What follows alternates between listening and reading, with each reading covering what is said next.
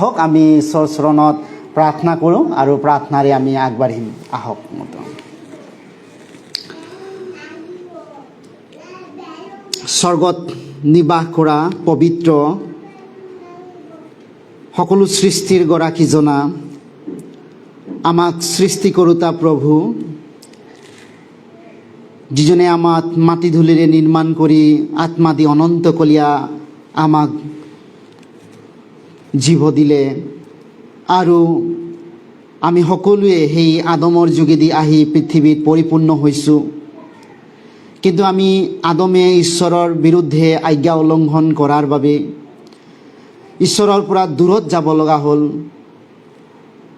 মানৱ জাতিলৈ পাপ আহিল আৰু সকলোৱে ঈশ্বৰৰ পৰা সেই পাপৰ কাৰণে দূৰত থকাৰ বাবে কোনেও ঈশ্বৰক দেখা নাই, কোনেও ঈশ্বৰক জানিব নোৱাৰে। কিন্তু ঈশ্বৰে নিজেই মানৱ জাতিলৈ তেওঁ নিজক প্ৰকাশ কৰিছে আৰু তেওঁ মানৱ জাতিলৈ যি তেওঁৰ অনন্তকলীয়া বাক্য, তেওঁ ঈশ্বৰৰ প্ৰেম বুজাবলৈ তেওঁ যি আমাক দিছে, এই অনন্তকলীয়া বাক্যৰ যোগেদি তুমি আমাক জানিব দিছা যে তুমি আমাক প্ৰেম কৰা, তুমি আমাক উদ্ধাৰ কৰিবলৈ, তুমি আমাক সেই পাপৰ পৰা, নৰকৰ পৰা ৰক্ষা কৰিবলৈ তুমি এই জগতত আহিছা।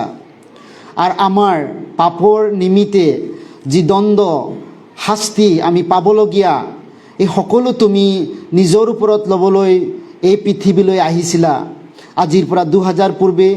কিন্তু আমি যদিও তোমাৰ সেই অনন্তকলীয়া প্ৰেম, দয়া, মৰম, অনুগ্ৰহৰ কথা আমি জনা নাছিলোঁ, কিন্তু তুমি সকলো মানুহকে তুমি জনাটো বিচৰা। কোনেও যেন নৰকলৈ নাযায়, কোনেও যেন ঈশ্বৰৰ পৰা দূৰত নাযায়, সকলোকে তুমি মৰম কৰা, উদ্ধাৰ কৰা, সকলোকে তুমি স্বৰ্গ যোৱাটো বাঞ্ছা কৰা। কোনো এজন ব্যক্তিয়ে কাৰণে তুমি নৰক বনোৱা নাই।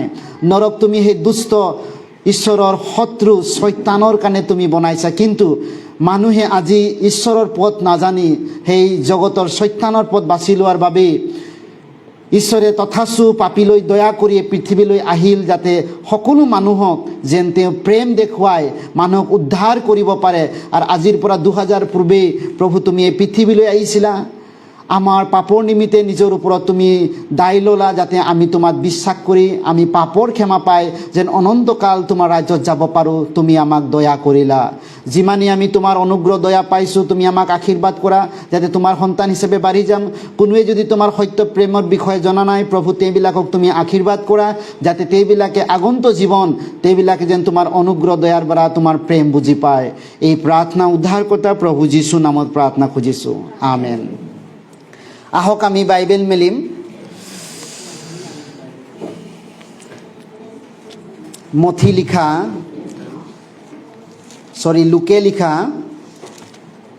লুকে লিখা 2 অধ্যায়, লুক চেপ্টাৰ 2,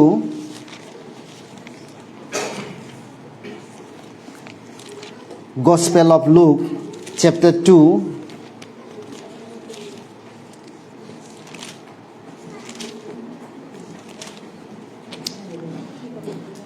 একৰ পৰা 11 পদ।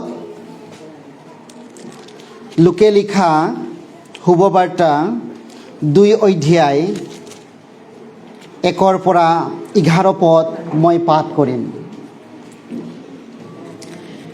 সেই সময়ত জগতখনেই নাম লিখি দিবলৈ আগন্তুক কৈশৰৰ পৰা হুকুম হ'ল। চিৰিয়া দেশৰ অধিপতি পুৰণিয় দিনত এয়ে প্ৰথম পিয়ল হৈছিল।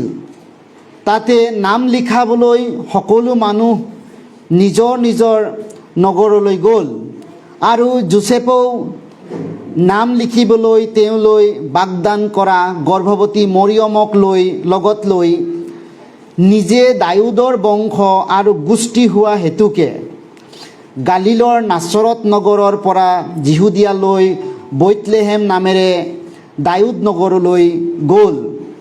পাছে তেওঁলোক তাতে থাকোঁতে মৰিয়মৰ প্ৰসৱকাল পূৰ হ'ল।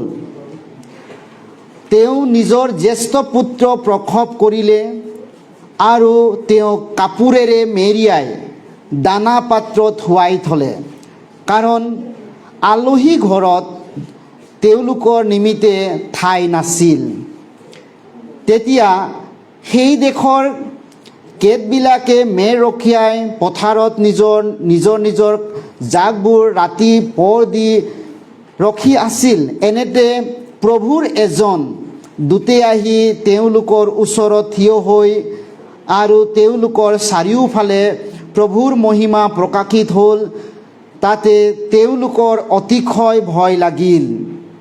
কিন্তু দূতে তেওঁলোকক ক'লে, ভয় নকৰিবা, কিয়নো চোৱা, যি শুভবাৰ্তা সকলো লোকৰ নিমিত্তে হ'ব, সেই মহা আনন্দৰ শুভবাৰ্তা মই তোমালোকক জনাওঁ যে আজি দাউদৰ নগৰত তোমালোকৰ নিমিত্তে ত্ৰাণকৰ্তা জন্মিল, তেওঁ অভিষিক্ত প্ৰভু।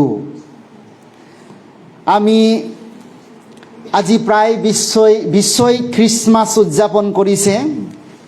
আৰু যদি আমি যীশুখ্ৰীষ্টৰ এই উৎসৱ, জন্মদিনৰ উৎসৱ, বিশ্বই খুব উলহ মালহেৰে ইয়াক হয়তো আনন্দ ফূৰ্তি বিভিন্ন তেওঁবিলাকে উপভোগেৰে এই দিনটো উলহ মালহ কৰিছে। ইভেন হাট বজাৰ, ইভেন ৰাস্তা পদূলি সকলোৱে বিশ্বই এই যীশুখ্ৰীষ্টৰ যে এই পৃথিৱীত আহিছিল এই দিনটোক সকলোৱে তেওঁৰ দয়া মৰম আহিছিল এই কথা জানে আৰু তেওঁবিলাকে হয়তো উদযাপন কৰে। আৰু এই ঘটনা আমি যীশুখ্ৰীষ্টৰ যি জন্মদিনৰ যি ঘটনা, জন্মদিনৰ এই দিনত যেতিয়া যীশু এই পৃথিৱীত আহিছিল মাতৃ মৰিয়মৰ গৰ্ভত, সেই কালছোৱাত আগষ্টীয়ান কৈশৰ, আৰু এই কৈশৰ দিনতে প্ৰথম এই যীশুৰ কালত ইয়াতে লোকপিয়ল হৈছিল বুলি কৈছে। লোকপিয়ল, আৰু এই লোকপিয়ল সময়তে যীশু মাতৃৰ গৰ্ভত আছিল। আৰু যীশুৰ জন্মদিনৰ পৰাই আমি গম পাওঁ যে চন তাৰিখবিলাক পৃথিৱীত নামাকৰণ, নহ'লে যীশুৰ জন্মৰ আগত আনাডনমিক বুলি, before Christ and AD anno domini, after Christ. আৰু সেই চন গণনা লোকপ্ৰিয় হোৱা সময়ত ইয়াতে আমি পাইছোঁ জোচেফে তেওঁ দাউদৰ বংশ আৰু গোষ্ঠী হোৱাৰ কাৰণে তেওঁ মৰিয়মক লৈ পেলাই তেওঁ লোকপিয়ল কৰিবলৈ তেওঁ গৈছিল, যিহুদিয়া বেথলেহেম নামেৰে দাউদ নগৰলৈ গৈছিল। গতিকে বাইবেলে যীশুৰ জন্মটো হিষ্ট্ৰিকেল এভিডেঞ্চ আছে। হিষ্ট্ৰিকেল এভিডেণ্টলি তেওঁৰ জন্মটো আমি পাওঁ, যীশুৱে জন্ম হোৱা কালছোৱা। আৰু যীশুৰ জন্মটোৰ সময়ত আমি গম পাওঁ লোকপ্ৰিয় হৈছিল। আৰু সেই প্ৰভুৰ দিনতে, জন্মৰ দিনতে লোকপ্ৰিয়। আজিৰ দিনত NRC, এতিয়া NRC দৰে তেওঁ হৈছে, যেনেকৈ আমাৰ অসমত প্ৰথম আমাৰ NRC যেনেকৈ হৈছে, তেনেকৈ সেই সময়ত লোকপ্ৰিয় হৈছিল। আৰু সেই দিনত আমি যদি চাওঁ, জোচেফে বেথলেহেমৰ পৰা জেৰুচালেমলৈ নাম ভৰাবলৈ তেওঁ গৈছিল, যীশুৰ গৰ্ভত থাকোঁ অৱস্থাতে মৰিয়মক লৈ গৈছিল। আৰু এতিয়া আমি যদি চাওঁ, এইটো প্ৰথম শতিকাৰত যীশুৰ জন্ম হৈছিল, প্ৰথম শতিকাৰ। কিন্তু বাইবেলত আমি বিশ্বৰ সকলো খ্ৰীষ্টিয়ানে হয়তো 25 ডিচেম্বৰ বুলি গম পায়, হয়তো কিছুমানে গমেই নাপায় 25 ডিচেম্বৰটো ক'ৰ পৰা আহিল আৰু কেনেকৈ 25 ডিচেম্বৰ হ'ল, বা যীশুৱে 25 ডিচেম্বৰতে জন্ম হৈছিল নেকি। হয়তো এনেকুৱা কিছুমানৰ বহুত ভুল ধাৰণা থাকিব পাৰে, বা কিছুমানে বাইবেল লুটিয়াই পঢ়ি চাই কিন্তু হয়তো দিন তাৰিখো নাপায়। কিন্তু যীশুৰ জন্ম হোৱাটো সঁচা কথা, যীশুৱে পৃথিৱীত জন্ম হৈছিল। আৰু এইটো ইতিহাস মতে আমি তাৰ প্ৰমাণ আছে। গতিকে আৰু যীশু কিন্তু 25 ডিচেম্বৰতেই জন্ম হৈছিল এনেকুৱা বাইবেলত নাই। আমি অফিচিয়েল হিচাপে 25 ডিচেম্বৰটো ছুটি পাই, এই 25 ডিচেম্বৰটো হয়তো কোনোবাই দিনটো নিৰ্ধাৰিত কৰিছিলে, আৰু সেই দিনটো ৱৰ্ল্ডত স্প্ৰেড হৈ থাকিলে। তাৰ কাৰণে হয়তো ইয়াক বিশ্বাস কৰা লোকবিলাকো 25 তাৰিখটো ছুটি পালে, এনেকুৱা ক্ষেত্ৰত হয়তো 25 ডিচেম্বৰটো গোটেই বিশ্বই এটা ৱৰ্ল্ড ৱাইডভাৱে এইটো 25 দিন তাৰিখটোক হয়তো যীশুৰ জন্ম বুলি মানে। কিন্তু আমি 25 ডিচেম্বৰতে জন্ম হৈছিল বুলি এনেকুৱা ধৰি লৈ বিশ্বাস কৰিব নালাগে। যদি এনেকুৱা ধৰি লৈ বিশ্বাস কৰে তেতিয়াহ'লে এইটো কাষ্টমিক এটা ৰীতি ৰিবাজ কৰাৰ দৰে হয় আৰু বাইবেল তাক নকয়। সেইকাৰণে যীশু জন্ম হোৱা কথাটো সঁচা, আমি এইটো বিশ্বাস কৰিব লাগে। যীশু আহিছিল পৃথিৱীত, কিন্তু অফিচিয়েল হিচাপে আমি 25 ডিচেম্বৰ তাৰিখটো আমি হয়তো ছুটি পাওঁ, তাৰ কাৰণে আমিও গোট খাওঁ। যীশুৰ জন্মৰ দিনটো আমি উদযাপন কৰোঁ, আমি একেলগে আমি ধৰি লওক প্ৰভুৰ গৌৰৱ কৰোঁ। কিন্তু বাইবেলে কৈছে আমি যি খ্ৰীষ্টৰ বিশ্বাসী লোক, সত্য বাক্যৰ আধাৰত যি আমি বিশ্বাস কৰা লোক, আমি এনেকুৱা 25 দিনটো সেই যীশুৰ জন্মদিন হয় বুলি এনেকুৱা বিবেক কনচিয়েঞ্চত আৰু বিশ্বাসত ল'ব নালাগে। এইটো যীশু আমি যে অফিচিয়েল ছুটি পাইছোঁ বুলি এনেকৈ গোট খাওঁ, কিন্তু যীশুৰ জন্মটো একজেক্ট বাইবেলত লিখা নাই তাৰিখটো। সেইকাৰণে আমি কিয়নো বাইবেলটো ৰাইটটো শিকিব, সেইকাৰণে আমি ৰাইটটো শিকিব লাগে। আমি এনেকুৱা 25 তাৰিখে গোট খাই আমি লেচন শিকাটো আমাৰ কাৰণে কোনো এইটো বেয়া বিষয় নহয়। আমি অফিচিয়েল ছুটি পাওঁ, তাৰ কাৰণে আমি কৰোঁ। কিছুমানে ধৰি লওক আগতেও কৰে, কিছুমানে প্ৰি খ্ৰীষ্টমাছো কৰে, তেনেকুৱা হয়তো হয়। কিন্তু আমাৰ সুবিধা সাপেক্ষে আমি অফিচিয়েল ছুটি হিচাপে ধৰি লওক আমি পাওঁ, সেইকাৰণে গোট খাওঁ। সেইকাৰণে আমি জানিব লাগিব যে যীশু জন্ম হোৱাটো ঐতিহাসিকভাৱে সত্য, চিৰসত্য হয়। তেওঁ পৃথিৱীত আহিছিল, জন্ম হৈছিল, কিন্তু কোনদিনা জন্ম হৈছিল বাইবেলে তাক লিখা নাই। 25 ডিচেম্বৰ দিনটো হয়তো আপোনালোকে ক'ৰ পৰা আহিলে, কোনে এইটো নামাকৰণ কৰিলে, আপুনি হয়তো অবাক খাব পাৰে। এইটো ইয়াতে আমি যিটো বাইবেল পদ পঢ়িলোঁ, লোক লিখা 2:8 পদত ইয়াত লিখিছে, যেতিয়া 8 পদত, তেতিয়া সেই দেশৰ কেঁটবিলাকে মেৰ ৰখিয়াই পথাৰত নিজৰ জাকবোৰ ৰাতি পৰ দি আছিল বুলি কৈছে। মেৰ ৰখীয়া। আৰু যদি এতিয়া আপুনি জেৰুচালেমৰ কথাটো চাই, তাতে ডিচেম্বৰ মাহটো এনে বৰফ হৈ যায়, বাহিৰত মেৰ উলিয়াব নোৱাৰে। কেতিয়াবা আৰ্কলজিকেল বা হিষ্ট্ৰিকেল মতে চাব গ'লে যীশুৰ জন্মটো ডিচেম্বৰ একজেক্ট নহয় বুলি কিছুমান দাৰ্শনিকে বা কি কয়, যিবিলাকে বাইবেল লিখক, যিসকল ফিল'চফাৰবিলাকে এনেকুৱা কিছুমানে ৰিচাৰ্চত কয়। সেইকাৰণে যীশুৰ জন্মটো হয়তো কিছুমানে কয় জানুৱাৰী, ফেব্ৰুৱাৰী বা এনেকুৱা, য'ত নেকি ভেড়া উলিয়াব পাৰে। কিছুমানে এনেকুৱা লিখকবিলাকে, যিবিলাক ৰিচাৰ্চকাৰীবিলাকে এনেকুৱা কয়, যিবিলাক হিষ্ট্ৰিকেল তেওঁবিলাকে গৱেষণা কৰে। আৰু তেওঁ লোকেশ্যন য'ত জেৰুচালেমত যীশু গৈছিল, সেই লোকেশ্যন আঞ্জাই যেতিয়া গৱেষণা কৰি চায়, তেতিয়া চাই যে 25 ডিচেম্বৰ দিনটো অতিপাত সাংঘাতিক ঠাণ্ডা। আৰু মেৰবিলাকক লৈ পেলাই মেৰ চৰিয়াবিলাকে ক'ত আছিল, বাহিৰত মেৰৰ লগত আছিল বুলি জুই ফুৱাই পেলাই মেৰৰ লগত আছিল। কিন্তু আজিৰ দিনত যদি মেৰ ৰখীয়া যদি থাকে, তাতে বোলে পূৰা আইচ হৈ যায়, আইচ, ইমান ঠাণ্ডা হয়। এইটো কাৰণে যি কি নহওক, যদি এই 25 ডিচেম্বৰ দিনটো ইয়াত আমি যদি চাওঁ, যিটো জেৰুচালেমত থকা লোকবিলাকে, জেৰুচালেমৰ নিবাসীবিলাকে, আৰু সেই জেৰুচালেমৰ নিবাসীবিলাকে তেওঁবিলাকে 15 ডিচেম্বৰৰ পৰা 30 ডিচেম্বৰলৈকে তেওঁবিলাকে কৃষি শস্য পৰ্ব তেওঁবিলাকে পালন কৰিছিল। ৰোমিয়াসকলে তেওঁবিলাকে এটা জেৰুচালেমত তেতিয়া ৰোমিয়া শাসন চলি আছিলে, আৰু এই ৰোমিয়াসকলে এটা কৃষি পৰ্ব, আৰু তেওঁবিলাকে 25 ডিচেম্বৰ 15 ডিচেম্বৰ পৰা 30 ডিচেম্বৰলৈকে তেওঁবিলাকে তাতে বহুত জেগাৰ মানুহ তাতে জেৰুচালেমত আহে, মেলা লাগে, পৰ্ব হয়, ফাংচন হয়, তেওঁবিলাকে তেনেকুৱা শস্যৰ গোট খায়। সেই আগত এনেকুৱা তেওঁবিলাকৰ তাত এনেকুৱা পৰ্ববিলাক আছিল। সেইকাৰণে 25 ডিচেম্বৰ দিনটো খ্ৰীষ্টমাছ দিন কোৱাটো একজেক্ট আমাৰ এইটো আমি বিশ্বাসত কোৱাটো এইটো ভুল হ'ব। কিন্তু আমি জাষ্ট যীশু জন্ম হৈছিল এনেকুৱা কিন্তু যীশুৱে নিজৰ জন্মদিনটো বাইবেলত নিলিখাৰ কাৰণ আছে। যীশুৱে বাইবেলত সকলো কথাটো লিখিছে, জন্মৰ দিনটো একজেক্ট নিলিখাৰ কাৰণটো আছে, কিন্তু মৃত্যুৰ দিনটো যীশুৱে গম পায়। সেইকাৰণে আমি প্ৰত্যেকে শুকুৰবাৰে যে মৰিছিলে যীশুৱে, সেইটো তাৎপৰ্য আছে যীশুৰ মৰাটো। কিন্তু যীশুৰ জন্মটো যদি আপুনি চাই, যীশুৰ জন্মৰ আগত যীশু আছিল। যীশুৰ জন্মৰ আগতো যীশু আছিল, কাৰণ যীশু ঈশ্বৰ হয়। ঈশ্বৰৰ না মৃত্যু আছে না জন্ম আছে।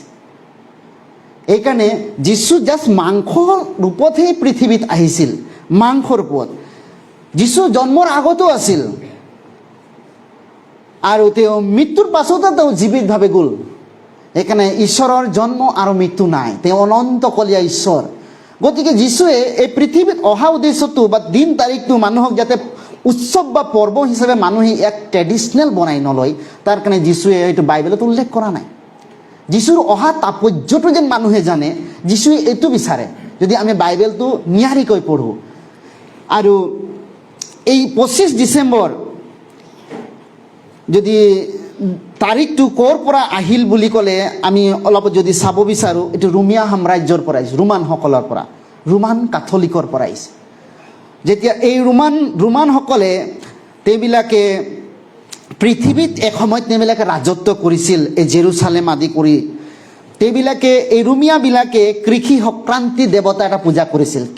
কৃষি সংক্ৰান্তি দেৱতা, এইটোক চাইতুন গাছ বুলি কয়, অৰ্থাৎ চাইতুন দেৱতা। জাষ্ট তেওঁবিলাকে এনেকুৱা সূৰ্য দেৱতা মনাৰ দৰে তেওঁবিলাকে এনেকুৱা প্ৰতিমা সাজে এনেকুৱা, আৰু তেওঁবিলাকে এটা এনেকুৱা দেৱতা পূজা কৰা লোক আছিল ৰোমানবিলাকে। যেতিয়া ৰোমানবিলাকে খ্ৰীষ্টক নোলোৱাৰ আগত, ৰোমানবিলাকে ৰোমিয়া ধৰ্মত তেওঁবিলাকৰ আছিল, যেতিয়া যীশুক তেওঁবিলাকে গ্ৰহণ নকৰাৰ আগতে এইটো চাইতুন দেৱতা তেওঁবিলাকে পালন কৰিছিল, আৰু এইটো কৃষি উৎসৱ হিচাপে তেওঁবিলাকে পালন কৰিছিল। তেওঁবিলাকে 25 পৰা 31 ডিচেম্বৰলৈকে তেওঁবিলাকে নাচ গান ফূৰ্তি ঢোল বজনা এইবিলাক কৰিছিল, এনেকুৱা মজ ফুৰ্তি কৰিছিল। তেওঁবিলাক খাই বৈ উলহ মালহ তেওঁবিলাকে কৰিছিল। তেওঁবিলাকে এই 25 ডিচেম্বৰ দিনটো তেওঁবিলাকে যেতিয়া ৰজাই যেতিয়া সেই ৰোমিয়া ৰাজ্যৰ ৰজাই যেতিয়া তেওঁ এটা যুদ্ধত খুব তেওঁ অসুবিধা সমস্যা, তেওঁবিলাকে হাৰিবলগীয়া সমস্যাত পৰিল। যুদ্ধটো হৈ আছে, তেওঁবিলাক সৈন্য শেষ হৈ আছে, কিন্তু তেওঁ যীশুৰ কথাটো হয়তো তেওঁ বিশ্বাস কৰিছিলে। তেওঁ সপোনত তেওঁ এনেকুৱা যীশুৰ ক্ৰুচ এনেকুৱা দেখিছিল বুলি কৈছে, আৰু তেওঁ সেই ক্ৰুচটো যে তেওঁ চাইছে, মোক এইটো ঈশ্বৰ হ'ব নেকি। ৰোমিয়াসকলে এইটো পশ্চাতাপ কৰিছিলে যে আমি যীশুক ক্ৰুচত দিলোঁ, বা এনেকুৱা আমি ভুল কৰিলোঁ নেকি, আমাৰ সৈন্যবিলাক লাহে লাহে ক্ৰমান্বয়ে হাৰি আছে। এই এনেকুৱা ফেথ তেওঁবিলাকে যেতিয়া খ্ৰীষ্টৰ প্ৰতি তেওঁবিলাকে এনেকুৱা এটা মানে জাষ্ট তেওঁবিলাকে সত্যক নাজানিলে ফেথ কৰিলে, বিশ্বাস কৰিলে, আৰু তেনেকুৱা তেওঁবিলাক যুদ্ধ ৰাখি শেষত যুদ্ধটো জয় হৈছিল। তো সেই মৰ্মে ৰজাই ভাবিল, আমি খ্ৰীষ্টৰ প্ৰতি বিশ্বাসটো অনাৰ কাৰণেহে আমি জয় হ'লোঁ।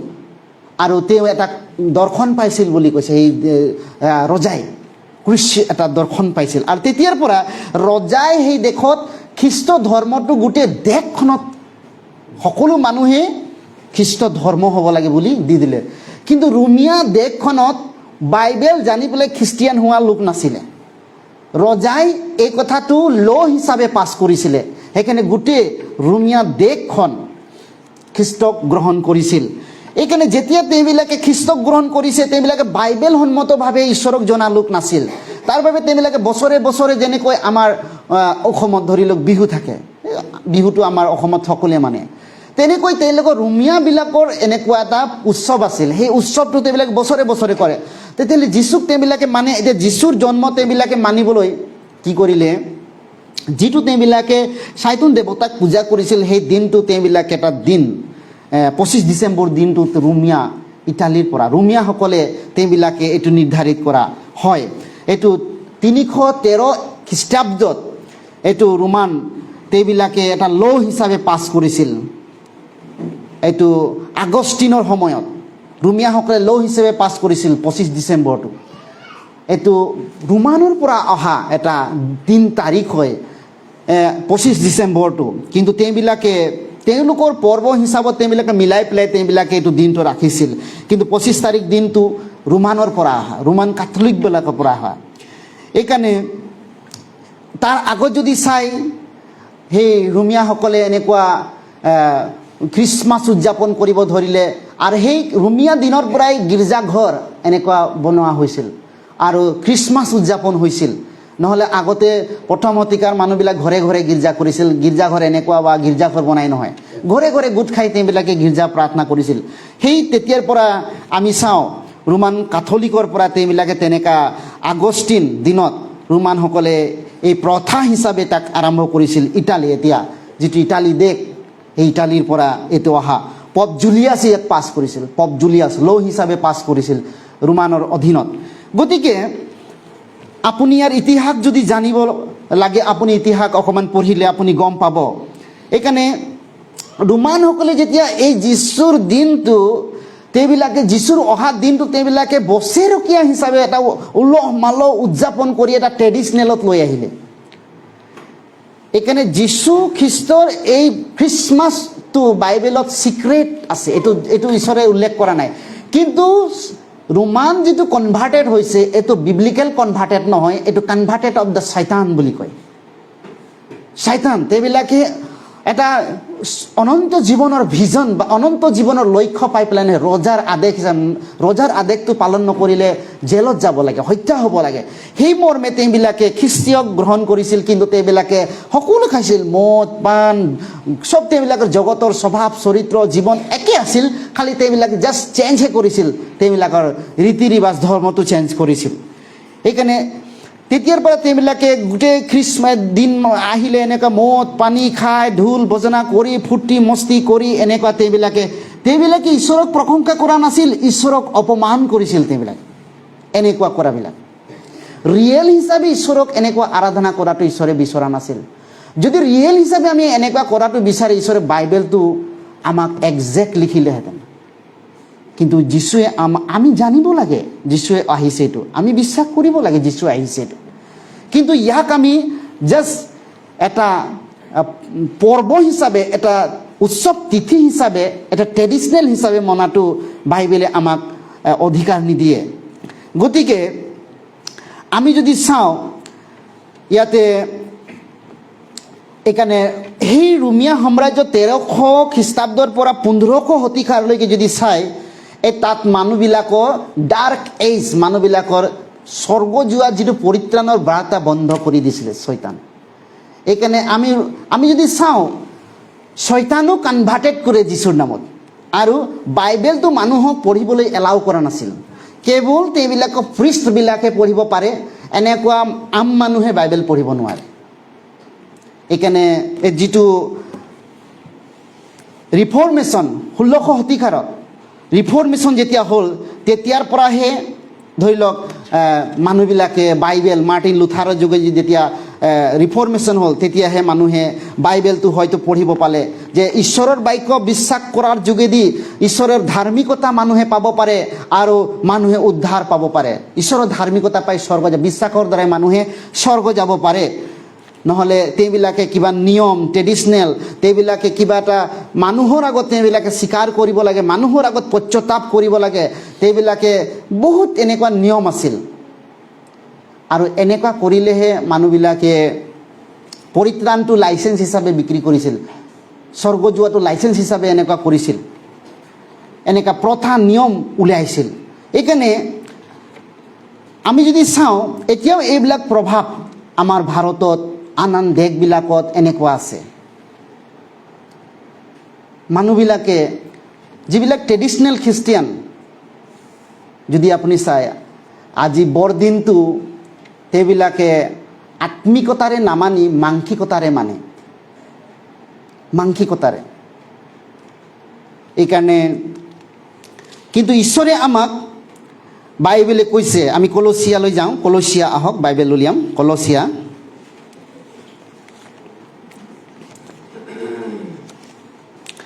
আপুনি বৰদিন যদি পালন কৰিবই লাগে, বাইবেলত এনেকুৱা কথা নাই।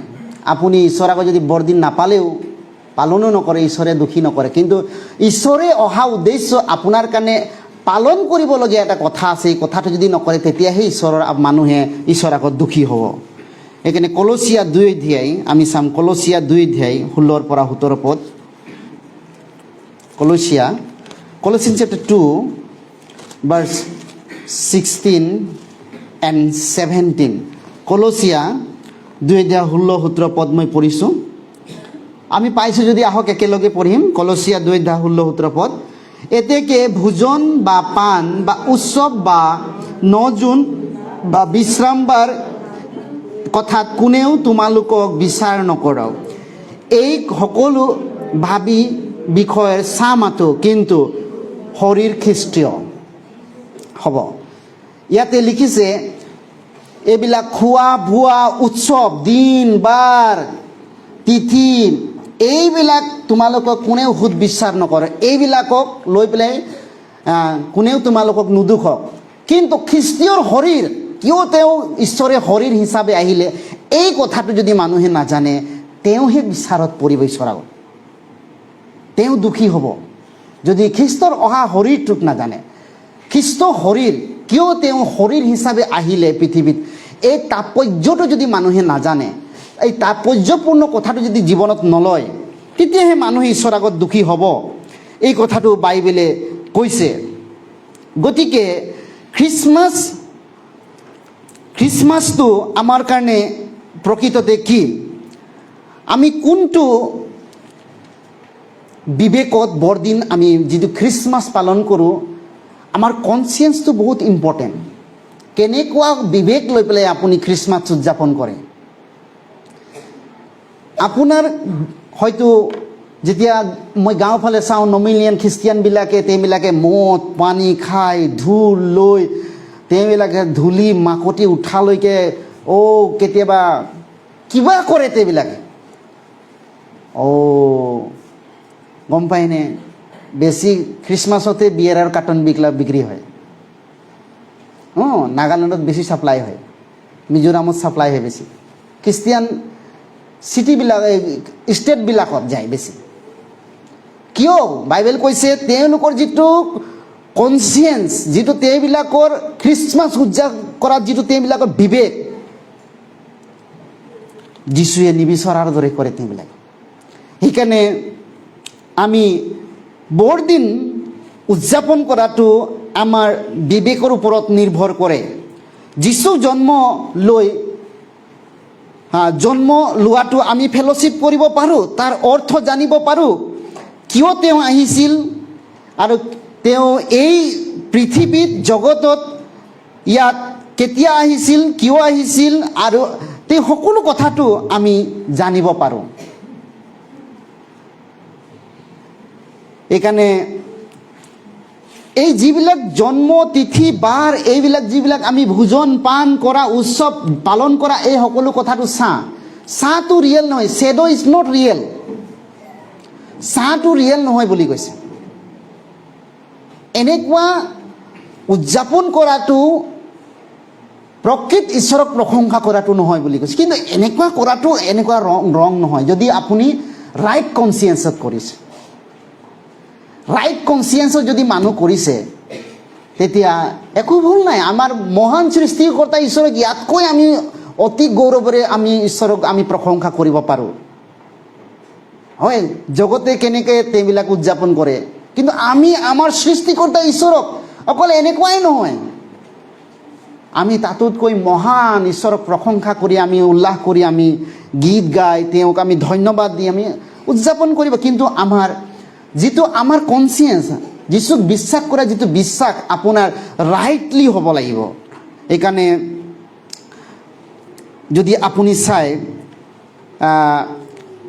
যিটো পুৰণা নিয়মৰ কথা আছে বুলি ইব্ৰী 10 অধ্যায় 1 পৰা 6 পদত যদি চাওঁ, যিটো বিধানসন্মতভাৱে যিটো কৰা হৈছিল এই সকলোবিলাক যীশুৰ ছাঁ আছিল। বিধি বিধান উৎসৱ উদযাপনটো যীশুৰ ছাঁ আছিল। গতিকে এই সকলোবিলাক আমি জোহন চাওঁ। জোহন আহক, বাইবেল উলিয়াম। জোহন 29 অধ্যায় 30 পদ। জোহন যিমান আমি যিহুদীবিলাকেহে বিধি বিধান উদযাপন কৰিছিল, তিথি উদযাপন কৰিছিল। এতিয়াও বহুত খ্ৰীষ্টিয়ানবিলাকে আছে। এছাম মোৰ এজন ভাইটিয়ে তেওঁ ফচা পৰ্ব মানে, তেওঁবিলাকে সমীৰ পৰ্ব মানে, হয়তো তেওঁ কিবা কি হয় নাজানো, কিবা ৱেষ্টাৰ্ণ কিবা জুইচ ডেনিমিনেশ্যন কিবা এটা মানে, তেওঁ এনেকুৱা পৰ্ববিলাক মানে। আমি যীচুক মানিলে নহয়, এইটো বাইবেলত দিছে, তেওঁবিলাকে এতিয়াও পৰ্ব মানে।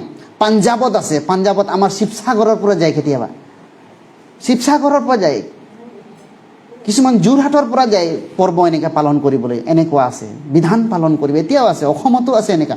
মই এজন ভাইক জানো, খুব তৰ্ক লাগি থাকে মোৰ লগত বাইবেলত, কেতিয়াবা ডিছকাছ কৰোঁতে। এইকাৰণে জোহন 19:30 যিটো আমি নিয়ম হিচাপে পালন কৰা বিষয়টো যীশুৱে কৈছে। 19:30 জোহন 19:30 বাইবেলে কৈছে, তাতে যীশুৱে সেই চিৰকা পাই ক'লে, সিদ্ধ হ'ল, আৰু তেওঁ মূৰ দুৱাই আত্মসমৰ্পণ কৰিলে। এই সিদ্ধ হোৱা কথাটো মানুহে নাজানে। যীশুৱে এই পৃথিৱীত আহিছিল, ক্ৰুচলৈকে আহিল, তেওঁ মাংস হিচাপে ক্ৰুচলৈকে গ'ল। তাত গৈ পেলাই যীশু আহিল, কিন্তু ক্ৰুচলৈকে গ'ল, তাত গৈ পেলাই ক'লে ইট ইজ ফিনিছ। কিন্তু যীশুৱে বাইবেলত লিখিছে, তেওঁ অহা উদ্দেশ্যৰে তাত প্ৰকাশ কৰিছে, মাই ৰেচ ইজ ফিনিছ। কিন্তু এই ফিনিছ কৰাটোত বহুত কথা লুকাই আছে। ঈশ্বৰে জানিব দিয়া, ঈশ্বৰে এনেকুৱা কোৱা নাই, ফিনিছটো কৈছে, ৱেলকামটো কোৱা নাই ঈশ্বৰে দেখোন ডাইৰেক্ট বাইবেলত। এইকাৰণে যীশু জন্ম হোৱাটো তেওঁ প্ৰাধান্য দিয়া নাই, তেওঁ মৃত্যুটোত অধিক প্ৰাধান্য দিছে, কিয়নো তাত বহুত তাৎপৰ্য মিনিং লুকাই আছে। এইকাৰণে যদি আমি বাইবেলত চাওঁ, বহুত লোকে যীশুৰ প্ৰকৃত উদ্দেশ্যটো নাজানে। তেওঁবিলাকে হয়তো মুখেৰে তেওঁবিলাকে জাগৰণি গায়, গীত গান গায়, তেওঁবিলাকে প্ৰশংসা কৰে, কোনোবাই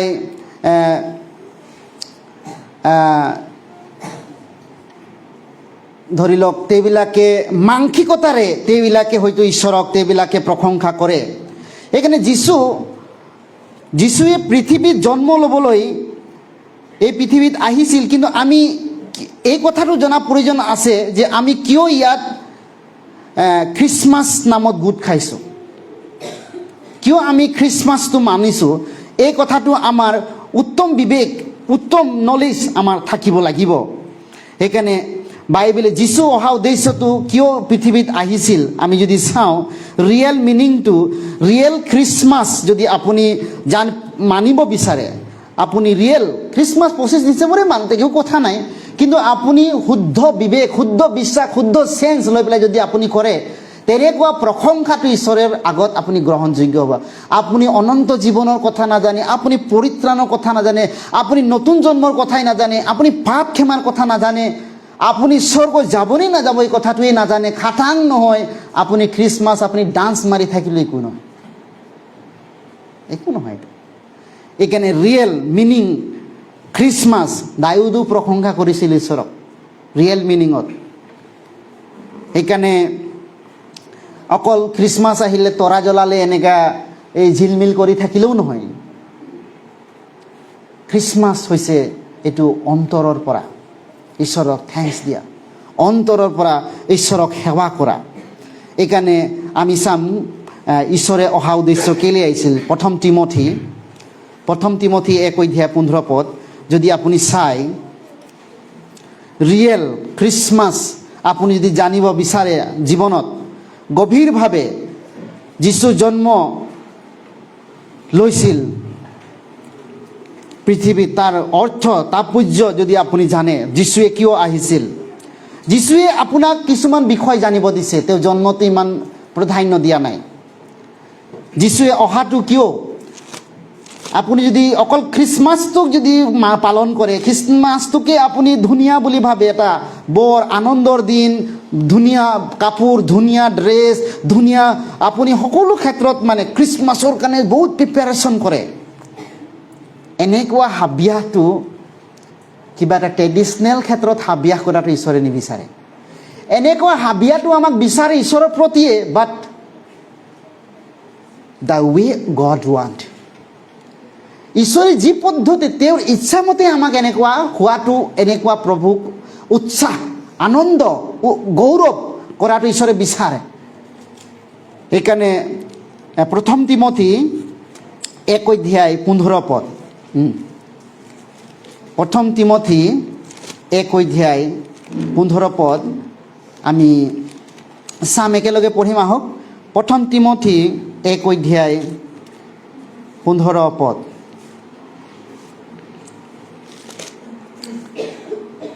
1 তিমথী 1:15 পাপী লোকৰ পৰিত্ৰাণ কৰিবৰ কাৰণে যীশুখ্ৰীষ্ট যে জগতলৈ আহিল, এই কথা বিশ্বাসযোগ্য আৰু সকলোৱে গ্ৰাহ্য কৰিবৰ যোগ্য। সেই পাপী লোকৰ মাজত ময়ে প্ৰধান।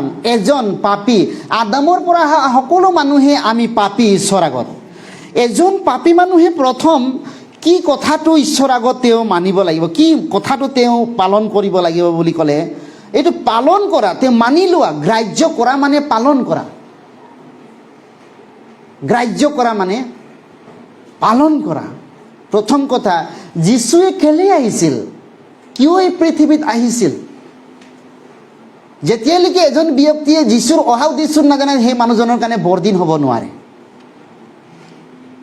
বৰদিনটো এনে বহুত মানুহ মানে, এনে নামৰ এনেকুৱা বৰদিনটো ঈশ্বৰে মানাটো নিবিচাৰে, যাতে সকলো মানুহে বৰদিনৰ যিটো আশীৰ্বাদ, বৰদিন তেওঁলোকৰ আনন্দৰ শুভ বাতৰি, আনন্দৰ আশীৰ্বাদ, আনন্দৰ সুখ, শান্তি, এইটো সকলো মানুহ ৰিয়েলত পোৱাটো ঈশ্বৰে বিচাৰে। ৰিয়েলত ইয়াতে লিখিছে, পাপী লোকক পৰিত্ৰাণ কৰিবৰ কাৰণে যীশুখ্ৰীষ্ট জগতলৈ মাংস ৰূপে আহিল। যোহন 1:18 কৈছে, আদিতে ঈশ্বৰ বাক্য আছিল, বাক্যই মাংস ৰূপত আহিল। অৰ্থাৎ যীশুৱে কেলে আহিছিল? আমাক পাপী মানুহক পাপৰ পৰা উদ্ধাৰ পৰিত্ৰাণ কৰিবলৈ। যদি এজন ব্যক্তিয়ে যদি পাপৰ পৰা পৰিত্ৰাণ পোৱা নাই, এজন মানুহে কৈছে মই বহুত পাপ কৰিছোঁ, মোৰ কি হ'ব? ঈশ্বৰে এক ছিংগল বিন্দু পাপৰ কাৰণে বিচাৰ কৰিব। পাপী মানুহ কোনো ৰকমেই স্বৰ্গত যাব নোৱাৰে।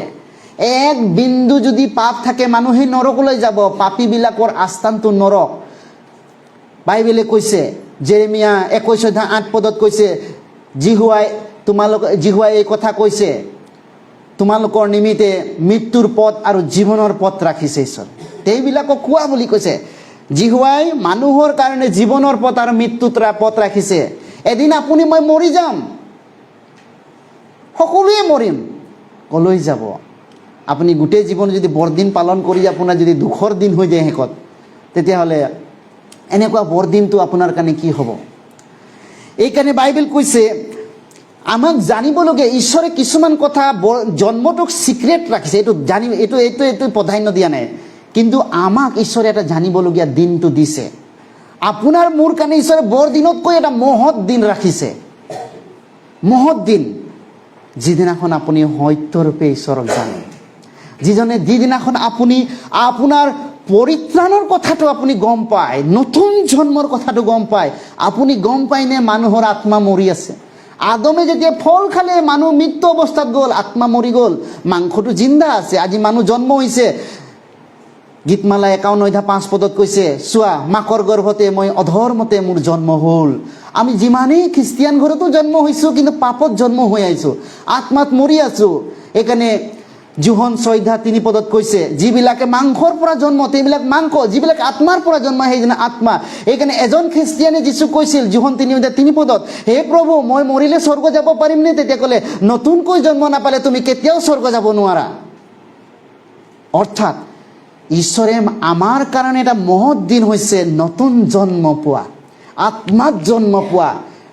আপুনি কোনোদিনাখন যদি খ্ৰীষ্টমাছ পালন নকৰে, আপুনি যদি ঈশ্বৰৰ এই মহৎ ইচ্ছাৰ পৰিকল্পনাৰ দিনটো যদি আপোনাৰ জীৱনত ভাগি হয়, নতুন জন্ম যদি পায়, আপোনাৰ এনেকুৱা এটা দিন আছে আপোনাৰ কাৰণে অনন্তকাল গৌৰৱৰ দিন। এইকাৰণে বাইবেলে কৈছে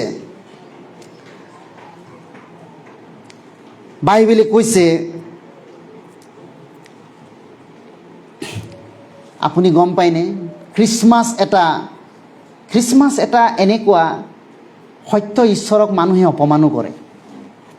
24 ডিচেম্বৰ ৰাতিটো কিমান মানুহে ভুল কাম কৰে, পাপ হয়। আপুনি দেখা নাই হয়তো, মই এনেকুৱা গম পাওঁ।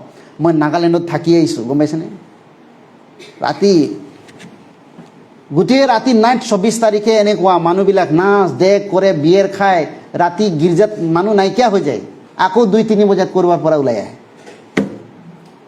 গম পায়নে?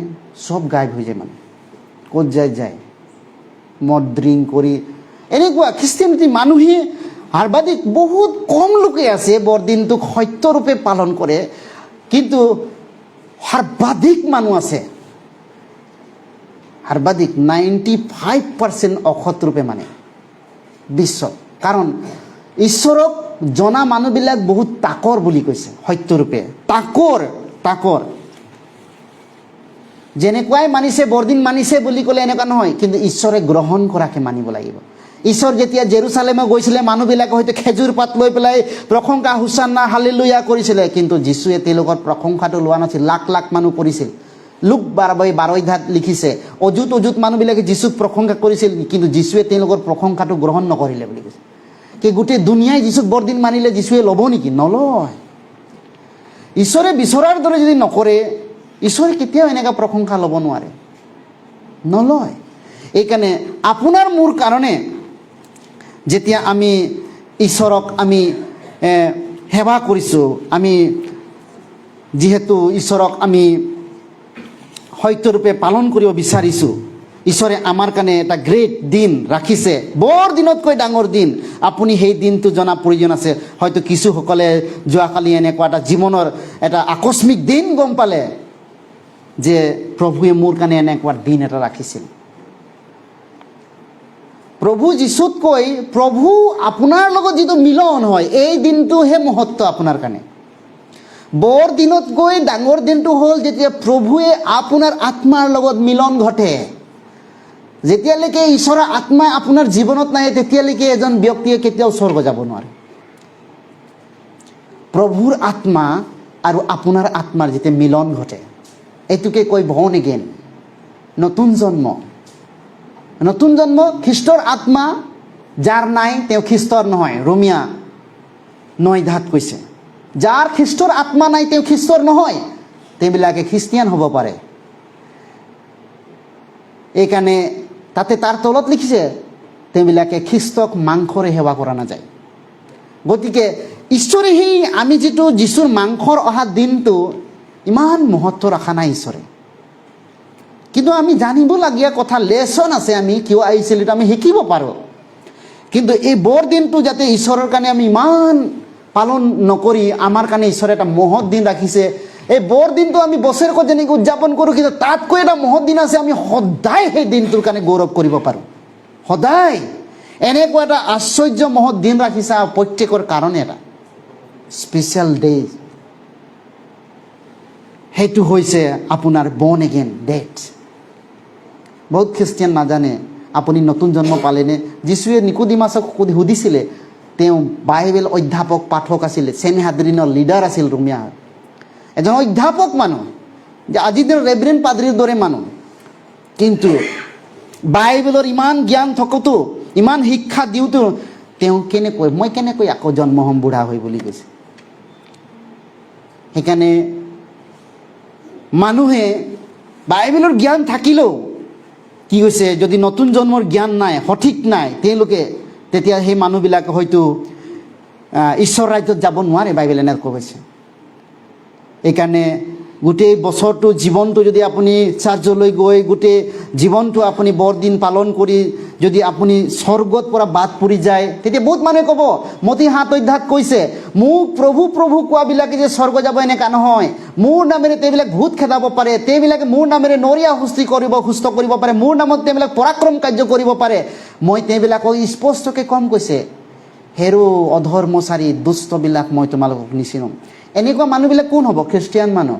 খ্ৰীষ্টিয়ান মানুহ কৈছে, যীশুৰ নামত তোমাৰ লগত ভাত খালোঁ, তোমাৰ লগত উঠিলোঁ, তোমাৰ লগত বহিলোঁ, তোমাৰ ঘোষণা কৰিলোঁ, তোমাৰ নামত ভূত খেদালোঁ, তোমাৰ নামত শুভবাৰ্তা পছে, তোমাৰ নামত ভাবুক্তি প্ৰচাৰ কৰিলোঁ, তোমাৰ নামত মহৎ কাম কৰিলোঁ। যীশুৱে চিনি নাপাওঁ বুলি ক'লে মানুহে কি হ'ব? এইটো প্ৰফেচি হয়। এই প্ৰফেচিটো ফলিয়াব বিচাৰৰ দিনা।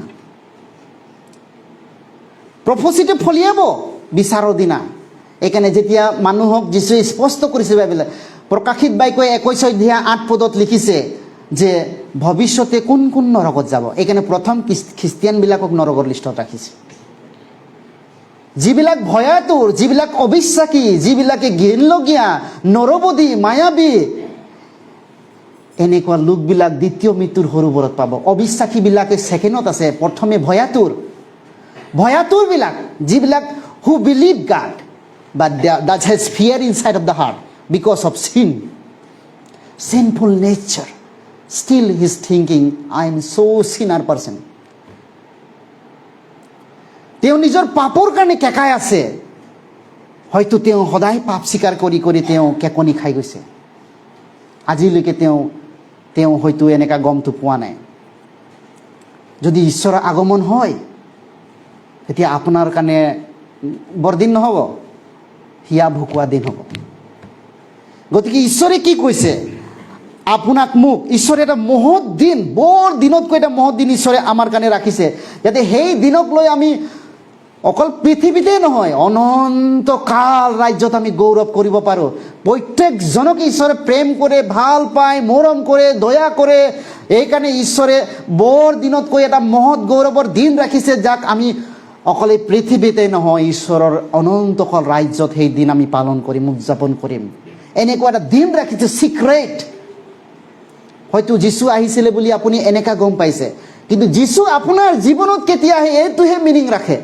আপোনাৰ জীৱনৰ লগত ঈশ্বৰৰ আত্মা আৰু খ্ৰীষ্টৰ আত্মা আৰু আপোনাৰ আত্মা যেতিয়া আপুনি সম্পূৰ্ণ পাপৰ পৰা উদ্ধাৰ হয়, সম্পূৰ্ণ আপুনি যেতিয়া মুক্ত হয়, ঈশ্বৰৰ ধাৰ্মিকতা, ঈশ্বৰৰ জীৱন, ঈশ্বৰ মোৰ জীৱনত আহিল, পবিত্ৰ আত্মা মোৰ জীৱনত এতিয়া আছে, মই এতিয়া মৰিলে স্বৰ্গ যাব পাৰোঁ, মই ঈশ্বৰলৈ বাট চাই আছোঁ। এদিন মহত্ব ৰাখে। মাৰ্ক আমি পঢ়িম, মাৰ্ক আহক। মাৰ্কে লিখা 2 অধ্যায় এই পদৰ হয়তো বহুত মানুহে নাজানে, গোটেই ৰাতি জঁপিয়াই এনে 24 তাৰিখে জঁপিয়াই নাচে, বাগৰে, কি কৰে, মানুহে এই মিনিংটো নাজানে। মাৰ্ক 2 অধ্যায় সূত্ৰপদ, Mark chapter 2 verse 17, Mark chapter 2 verse 17, Mark chapter 2 verse 17, shall we read together? আহক আমি একেলগে পঢ়িম। যীশুৱে তাকে শুনি তেওঁবিলাকক ক'লে, নিৰোগী মানুহৰ বেজৰ সকাম নাই, কিন্তু ৰোগীৰে সকাম আছে। মই ধাৰ্মিকক নহয়, কিন্তু পাপীকহে নিয়ন্ত্ৰণ কৰিব আহিছোঁ। আপোনাক মোক ভাল পায়, পাপীক ভাল পায়। আপুনি নাভাবিব মই যে ঈশ্বৰৰ আগত যোগ্য নহয়, মোৰ নিচিনা পাপীটোক ঈশ্বৰে ভাল নাপায়। যদি ঈশ্বৰে বিচৰাৰ নিচিনা লোক 1 অধ্যায় 7 পদত কৈছে, কিয় আহিল বুলি কৈছে? আমাক যেন পাপৰ পৰা ক্ষমা পোৱা পৰিত্ৰাণৰ জ্ঞান দিবলৈ আহিছে। জ্ঞান, the right conscience about salvation knowledge. Why Jesus came in this world? He want to give us the right knowledge about the salvation of your soul. পৰিত্ৰাণৰ নিশ্চয়তাৰ জ্ঞান,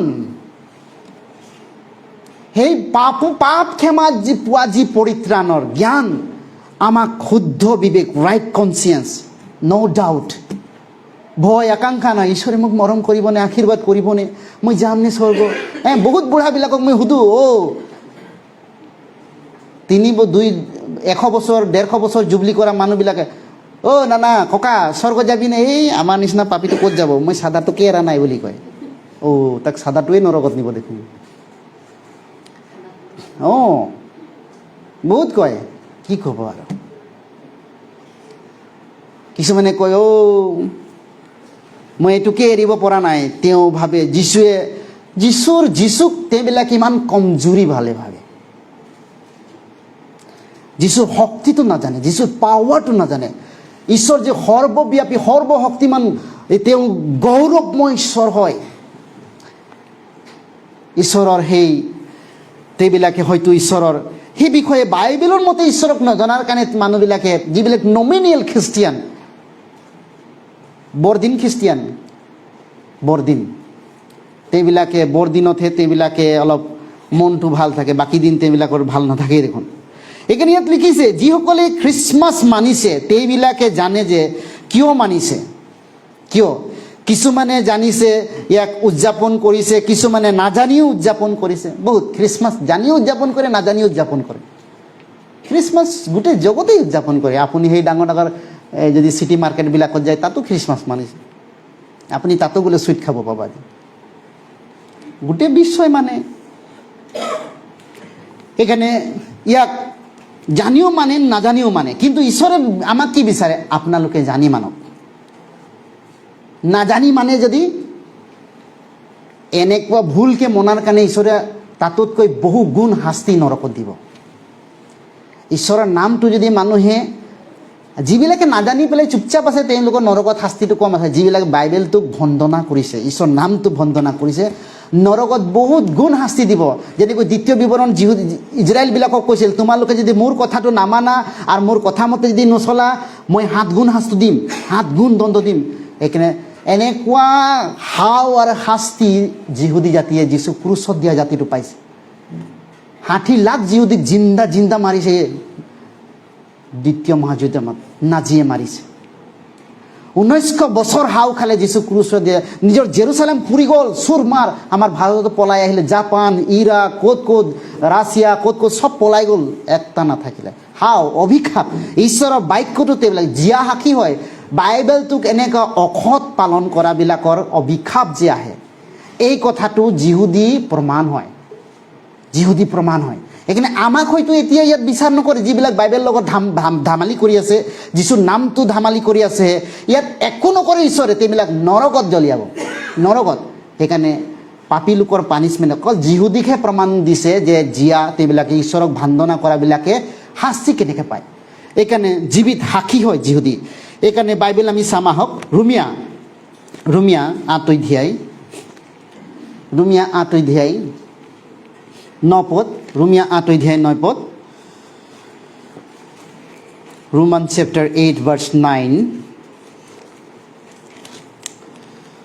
ৰোমিয়া 8 অধ্যায়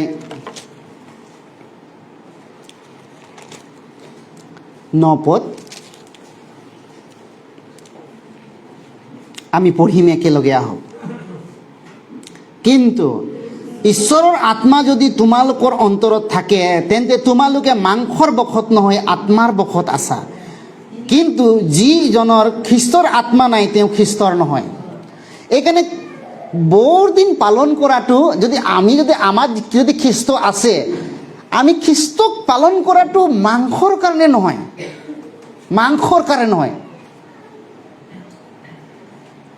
খ্ৰীষ্টক আমি পালন কৰাৰ যদি খ্ৰীষ্ট আমাত আছে, খ্ৰীষ্টৰ আত্মা যাৰ নাই, তেওঁ খ্ৰীষ্টৰে নহয়। যদি খ্ৰীষ্টৰ আত্মা আছে, তেওঁ ঈশ্বৰক আৰাধনা কৰিব লাগিব, সত্য আৰু আত্মাৰে আৰাধনা কৰিব লাগিব। সেইকাৰণে আত্মাৰ সেৱাটো কি? আত্মাকে সেৱা কৰে। আপুনি বৰদিন যদি যীশুৰ কাৰণে হ'ব বিচাৰে, আন এটা আত্মাৰ কাৰণে বৰদিন হ'ব লাগিব। এইটো কেনেকৈ? খ্ৰীষ্টৰ আত্মাই আপোনাক সান্তনা দিবলৈ আহিছে। যদি খ্ৰীষ্টৰ আত্মাটো আপোনাত আছে, আপুনি কাৰোবাৰ কাৰণে বৰদিন হ'ব লাগিব। অৰ্থাৎ সেই আত্মাক আপুনি সান্তনা দিয়া এটা আত্মা হ'ব লাগিব। যিবিলাক এইবিলাক চান্তা ক্লজ কি কৰি মানুহক মিছাকৈ এনেকৈ নাটক কৰাটো হ'ব নালাগে। এইবিলাক নাই, বাইবেলত নাই। ক'ত আছে? কোনটো বাইবেল পদত চান্তা ক্লজ আছে? এইবিলাক যাহা তাহা কৰিব নালাগে। এইবিলাক এনেই নাম ধৰ্মীয় খ্ৰীষ্টিয়ানবিলাকেই কৰে এইবিলাক।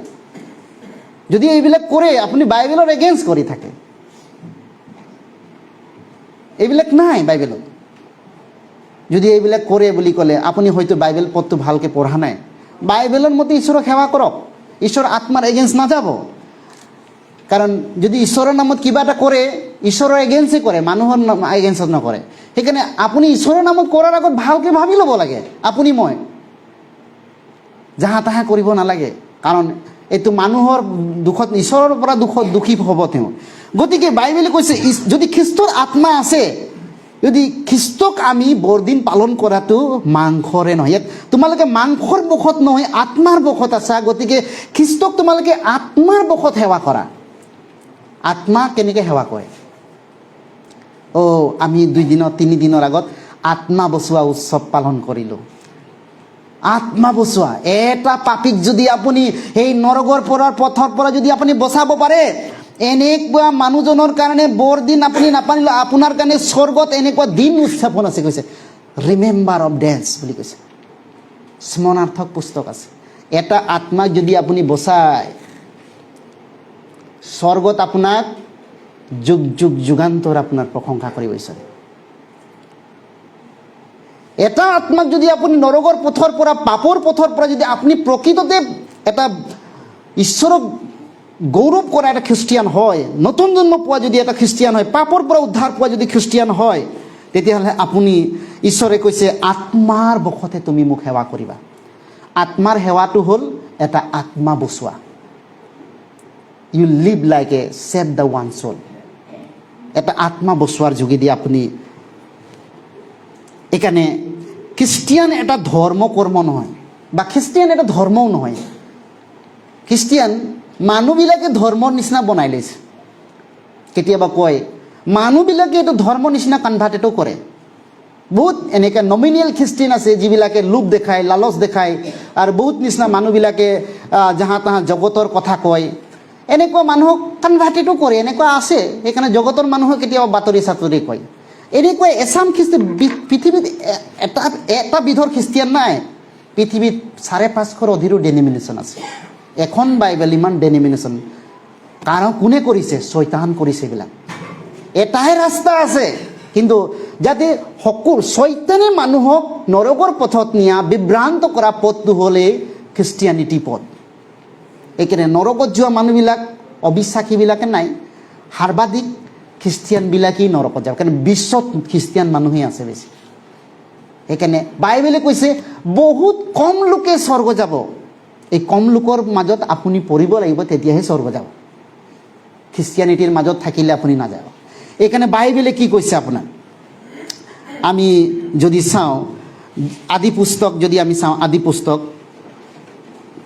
আহক যীশুৰ মহৎ কথাটো আপুনি নিগুতত্ব কথা, যীশু আহিব যে এই কথাটো আদি পুস্তকত এই কথাটো লিখা আছে। 3 অধ্যায় 13 পৰা 14 পদ 15 পদত লিখা আছে। আদি পুস্তক 3 অধ্যায় 13 পৰা 14 পদত 15 পদলৈকে লিখা আছে। যেতিয়া মানৱ জাতিয়ে পাপ কৰিলে, ইয়াত মানুহৰ পতন যেতিয়া ঘটিল, আদি পুস্তক 3 অধ্যায় 13 পৰা 15 পদ মই পঢ়িছোঁ। পাছে ঈশ্বৰে জিহুৱাই নাৰীক ক'লে, তুমি এইটো কি কৰিলা? নাৰীয়ে ক'লে, সৰ্পই মোক ভুলালতেহে মই খালোঁ। তাতে ঈশ্বৰ জিহুৱাই সৰ্পক ক'লে, তই এই কৰ্ম কৰা হেতুকে সকলো ঘৰচীয়া পশু আৰু আটাই বনৰীয়া জন্তুৰ মাজত অভিশপ্ত হৈ পেটেৰে গতি কৰিবি, আৰু তোৰ জীৱনৰ গোটেই কালত ধূলি খাবি, আৰু মই তোৰে নাৰীৰে মাজত আৰু তোমাৰ নাৰীৰে বংশৰে মাজত শত্ৰুতা ভাৱ উৎপন্ন কৰিম। সি তোৰ মূৰ গুৰি কৰিব আৰু তই তাৰ গেৰুৱা গুৰি কৰিবি। এই কথাটো যীশুৱে যে আহিব, যীশু এই পৃথিৱীত প্ৰথম মানুহৰ আগত এই কথাটো কৈছে যে মানুহক বনাইছিল পাপ নথকা আত্মা, ঈশ্বৰৰ নিচিনা বনাইছিল। মানুহক ঈশ্বৰে বনাইছিল পাপ নথকা মানুহ। যেতিয়া শয়তানৰ দ্বাৰা প্ৰলোভিত হৈ তেওঁবিলাকে পাপ কৰিলে, মানুহ অনন্তকলীয়া হ'ব পাৰে এটা টেষ্ট আছিল। আদম হাৱাক এটা টেষ্ট দিছিল।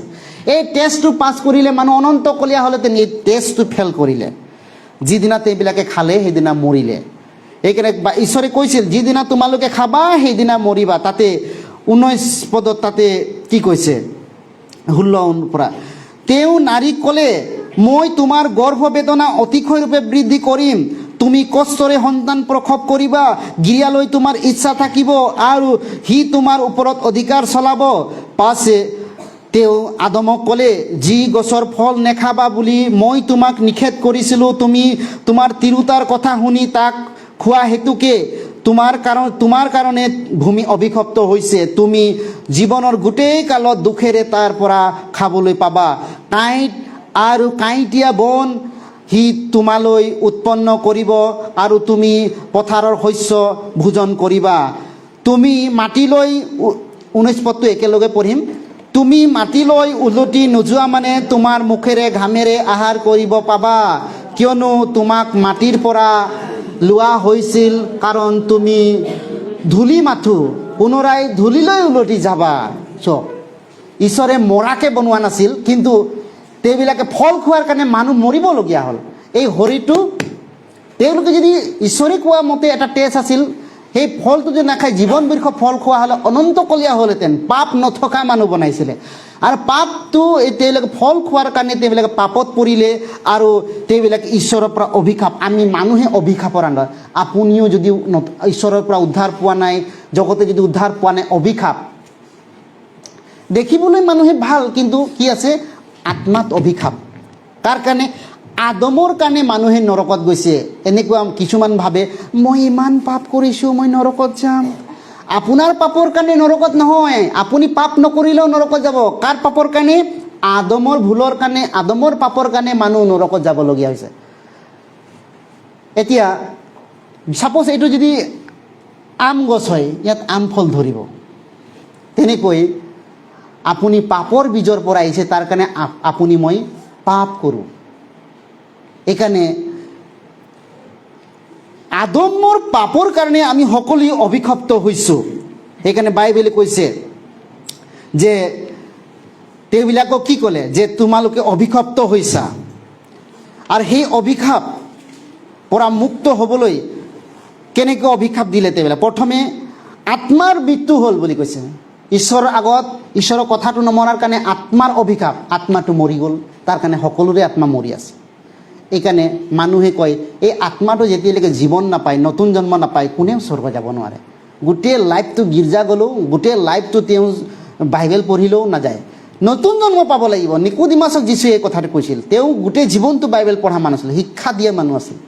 গতিকে until unless you born again you can not enter the heavens.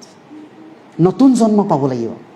এইকাৰণে নতুন জন্ম, আত্মা মৃত্যু আছে, এই কথাটো আপুনি জানিব লাগিব যে মোৰ সঁচাকৈ মোৰ নতুন জন্ম হ'লনে? যদি নাই হোৱা আপুনি শিকিব লাগিব। আমি 2 দিনৰ আগত সেই নতুন জন্মৰ বিষয়ে আমি শিকিছিলোঁ।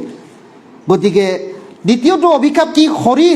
শৰীৰ মানুহৰ কাৰণে কষ্টদায়ক হৈ গ'ল। এই শৰীৰটো, এই শৰীৰত অভিশাপ আহিলে আপুনি নাভাবিব মই খ্ৰীষ্টিয়ানৰ ঘৰৰ হওঁ, মই সদায় যীচুক সেৱা কৰোঁ, মোৰ ইমান বেমাৰ, কিয় ইমান কষ্ট, কিয় ইমান আমাৰ অভাৱ? অভিশাপ। যেতিয়ালৈকে মানুহে স্বৰ্গ নাযায় তেতিয়ালৈকে অভিশাপ আছে। কিন্তু প্ৰকৃততে নতুন জন্ম পোৱা ভাই ভনীবিলাক যদি সত্যৰূপে ঈশ্বৰক আৰাধনা কৰে, তেতিয়া ঈশ্বৰে এই জগতত চলিবলৈ গাইডলাইন দিয়ে মাংসত। ঈশ্বৰৰ গৌৰৱৰ কাৰণে যদি জীয়ায়, নহ'লে বাইবেলে কৈছে শৰীৰৰ অভিশাপ আছে। সেইকাৰণে শৰীৰৰ অভিশাপটো কি? ইব্ৰী 9:27 পদত লিখিছে, আৰু এবাৰ মাথো মৰিবলৈ, তাৰপিছত মানুহৰ সুদবিচাৰ নিৰূপিত আছে। মৰিব লাগিব, তাতে মৰাৰ পিছত আত্মাৰ সুদবিচাৰ আছে, আত্মাৰ মৃত্যু।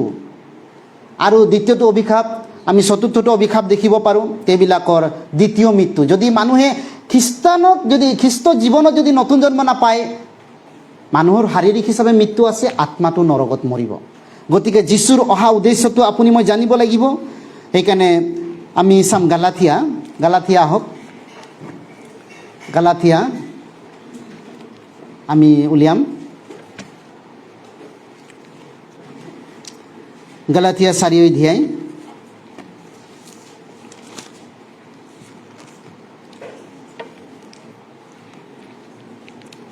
গালাথিয়া 4 অধ্যায় 4-5 পদ। ইয়াতে 4 অধ্যায় 4-5 পদ বাইবেলে কৈছে, কিন্তু পাছে কাল সম্পূৰ্ণ হলত বিধানৰ অধীন হোৱাবিলাকে মুক্ত কৰিবলৈ আৰু আমি তুলনীয়া পুত্ৰৰ বাপ পাবলৈ তিৰোতাত জন্ম পোৱা আৰু বিধানৰ অধীন জন্ম পোৱা নিজ পুত্ৰক ঈশ্বৰে পঠাই দিলে। কেলে পঠালে বুলি কৈছে ইয়াতে, যীশু কেলে পঠালে বুলি কৈছে যে আমি যেন ঈশ্বৰৰ তুলনীয় পুত্ৰ হ'ব পাৰোঁ মুক্ত হোৱাৰ দ্বাৰাই বিধানৰ যোগেদি। এইকাৰণে আমি আদমৰ দ্বাৰা অভিশাপ পোৱা আছোঁ। ঈশ্বৰে এতিয়া আমাক বচাবলৈ পৃথিৱীত আহিছিল। এই কথাটো এতিয়া কোনোবা এজন অপৰাধ কৰে, তেওঁ যদি অপৰাধৰ পৰা বচাবলৈ হ'লে উকিলৰ মতে, আইন মতে, আৰ্টিকেল মতে তেওঁ ন্যায়াধীশৰ পৰা বাচিব লাগিব, তেতিয়াহে, নহ'লে জেল যাব লাগিব, নহ'লে ফাঁচি হ'ব পাৰে ল মতে। সেইকাৰণে ঈশ্বৰে আমাক বচাব আহিছিল একৰ্ডিং টু দ্য ল। সেইকাৰণে আপুনি মই কেনেকৈ পৰিত্ৰাণ পাম, কেনেকৈ আমি উদ্ধাৰ পাম, এইটো হৈছে বাইবেলে কৈছে। সেইকাৰণে যোহন 5:39 পদতকৈ তোমালোকে বাইবেল শাস্ত্ৰখন অধ্যয়ন কৰা, কিয়নো তাত তোমালোকৰ অনন্ত জীৱনৰ কথা আছে। সেইকাৰণে যীশুৱে এই যিহুদী ধৰ্মবিলাকক কি কৈছিল, যোহন 8:32 পদত কৈছিলে, তোমালোকে সত্যক জানিবা, সেই সত্যই তোমালোকক মুক্ত কৰিব। আৰু যোহন 17:3 পদত বাইবেলে কৈছে যে যি যীশুক ঈশ্বৰে পঠালে, সেই যীশুখ্ৰীষ্টক তোমালোকে জনা হৈছে অনন্ত জীৱন। যীশুখ্ৰীষ্টক জনাটো হৈছে অনন্ত জীৱন। আপুনি জানিব লাগিব আপোনাৰ ঈশ্বৰে মুক্ত কৰিলেনে, আপুনি মুক্ত হ'লেনে। গালাথিয়া তাতে 3:13-14 পদ, তাতে 3 গালাথিয়া 13-14 পদত বাইবেলে কৈছে, আব্ৰাহামৰ আশীৰ্বাদ যেন খ্ৰীষ্ট যীশুৰ দ্বাৰাই পৰজাতিবিলাকলৈ আহে আৰু আমি যেন অংগীকৃত আত্মাৰ বিশ্বাসৰ দ্বাৰা পাওঁ। এইকাৰণে খ্ৰীষ্ট বিধানৰ শাপৰ পৰা আমাক মুক্ত কৰিলে তেওঁ আমাৰ কাৰণে শাপগ্ৰস্ত হ'ল, কিয়নো লিখা আছে, যিজনাক কাঠত অৰা হয় তেওঁ শাপগ্ৰস্ত। অৰ্থাৎ আমাৰ কাৰণে তেওঁ অভিশপ্ত হৈছিল আৰু আমাক পাপৰ পৰা উদ্ধাৰ কৰিবলৈ যীশুৱে এই জগতলৈ আহিল, কাৰণ আমি পাপী মানুহ। সেইকাৰণে যেতিয়া বাইবেলে কৈছে আমি এই পৃথিৱীত শৰীৰ হিচাপে আছোঁ, শৰীৰ এদিন মাটি ধূলি গুচি যাব। বাইবেলে কৈছে আদিপুস্তক 3:19 পদত কৈছে, তোমালোকে ধূলিৰ পৰা লোৱা আহিছা, ধূলিলৈ উলটি যাবা, বাইবেলে কৈছে। এইকাৰণে ইয়ুবো কৈছে, ইয়ুব 19:26 পদত যদি চাই, তোমালোকৰ গাৰ ছাল শুকোৱা পাছত তোমালোকে শৰীৰৰ বাহিৰত ঈশ্বৰক দেখা পাবা। আমি এতিয়া এই মাংস শৰীৰে ঈশ্বৰক দেখা নাপাওঁ, শৰীৰৰ বাহিৰত যাম, যেতিয়া আত্মা ওলাই যাব তেতিয়া আমি ঈশ্বৰক দেখা পাম। কিন্তু ঈশ্বৰক দেখা পাব, ঈশ্বৰে প্ৰত্যেকেই ঈশ্বৰৰ আগত থিয় হ'ব লাগিব। সেইকাৰণে আমোচ 4 বাইবেলে কৈছে, আমোচ 4:12 পদত, তোমালোকে নিজকে ঈশ্বৰৰ আগত সাক্ষাৎ হ'বলৈ নিজকে সাজু হোৱা, ৰেডি হোৱা। Are you ready? ঈশ্বৰৰ আগত নিজকে সাক্ষাৎ কৰিবলৈ আপুনি ৰেডি আছে? আপুনি ভাবে মই মৰি যোৱাৰ পিছত মই ঈশ্বৰৰ আগত থিয় হ'ব পাৰিম? কিন্তু ঈশ্বৰৰ আগত যদি আপুনি এক বিন্দু পাপৰ কাৰণে ধৰা খায়, আপোনাক দয়া নেদেখায়, কিয়নো পাপী মানুহ, পাপ থকা মানুহ কোনো প্ৰকাৰে ঈশ্বৰ ৰাজ্যত প্ৰৱেশ কৰিব নোৱাৰে। তেওঁলোকৰ কাৰণে অনন্ত দাঁত কৰচনি, পোকে খোৱা, জ্বলি থকা, কেঁকাই থকা এনেকুৱা জেগা আছে। যদি আপুনি ঈশ্বৰৰ অহা মৰম যদি আপুনি বিচাৰে, যদি আপুনি জনা নাই, তেতিয়া এনেকুৱা ঈশ্বৰৰ যি সত্য অহা উদ্দেশ্য, দয়া যদি জানিব বিচাৰে, আপুনি শিকিব পাৰে। আমি এনেকুৱা নজনা লোকক আমি ঈশ্বৰৰ কথাটো আমি নিয়াৰিকৈ আমি কওঁ, আপুনি হয়তো এনেকুৱা সুযোগ ল'ব পাৰে। সেইকাৰণে বাইবেলে আমাক কৈছে যে আমি যেন ঈশ্বৰে আমাক সেই পৰিত্ৰাণৰ কথা ঈশ্বৰে শাস্ত্ৰত ৰাখিছে। 1:2 পদত যদি চাই, ঈশ্বৰ অনন্তকলীয়া ঈশ্বৰ, যি প্ৰতিজ্ঞাময় ঈশ্বৰ, তেওঁ ঠিক সময়ত মানুহৰ কাৰণে অনন্তকাল জীৱন তেওঁ শাস্ত্ৰত ৰাখিছে। এই শাস্ত্ৰৰ যোগেদি মানুহে অনন্ত জীৱনৰ কথাটো বুজি পাব পাৰে, ঈশ্বৰৰ পৰা পাব পাৰে। গতিকে বাইবেলে আমাক কৈছে আমাৰ মৃত্যুৰ পাছত সুদবিচাৰ আছে। এই সুদবিচাৰত যদি মানুহ মৰাৰ পিছত চিধা নৰকত ওলাব, যদি মানুহে উদ্ধাৰ নাপায়, অনন্ত জীৱন পায়, আত্মাৰ মুক্তি নহয়।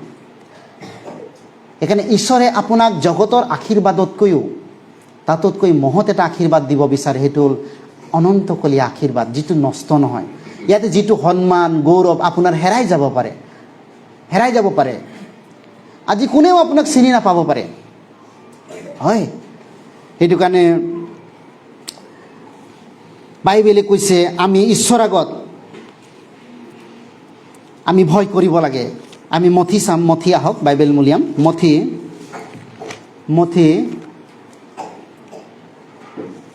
10 অধ্যায় 28 পদ, মথি 10 অধ্যায় 28 পদ, Matthew chapter 10 verse 28, 10, Matthew 10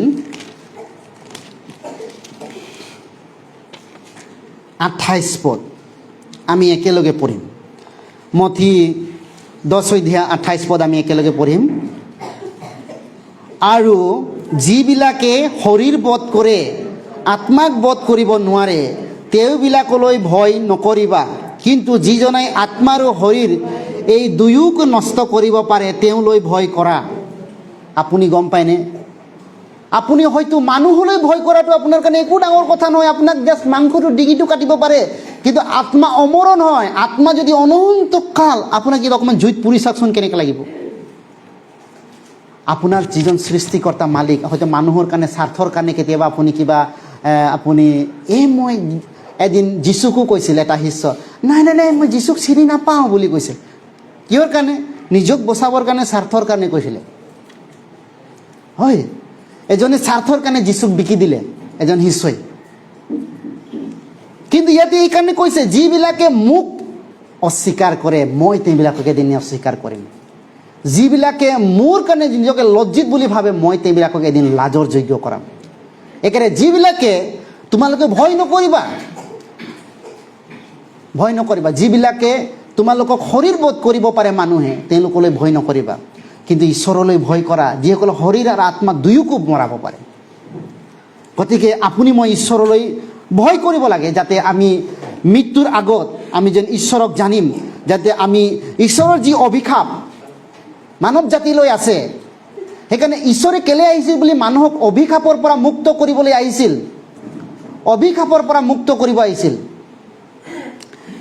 এইকাৰণে বাইবেলে কৈছে, আমি দ্বিতীয় বিৱৰণ চাম, দ্বিতীয় বিৱৰণ Deuteronomy chapter 21, দ্বিতীয় বিৱৰণ 21 অধ্যায় 22-23 পদ, দ্বিতীয় বিৱৰণ 22 অধ্যায়, দ্বিতীয় বিৱৰণ 22 অধ্যায় 21 অধ্যায় 22-23 পদ, 21 অধ্যায়, দ্বিতীয় বিৱৰণ 21 অধ্যায় 22 আৰু 23 পদ। ইয়াতে লিখিছে, কোনো পুৰুষে যদি স্বামী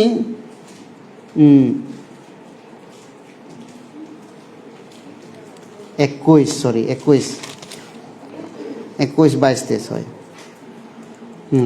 22-23।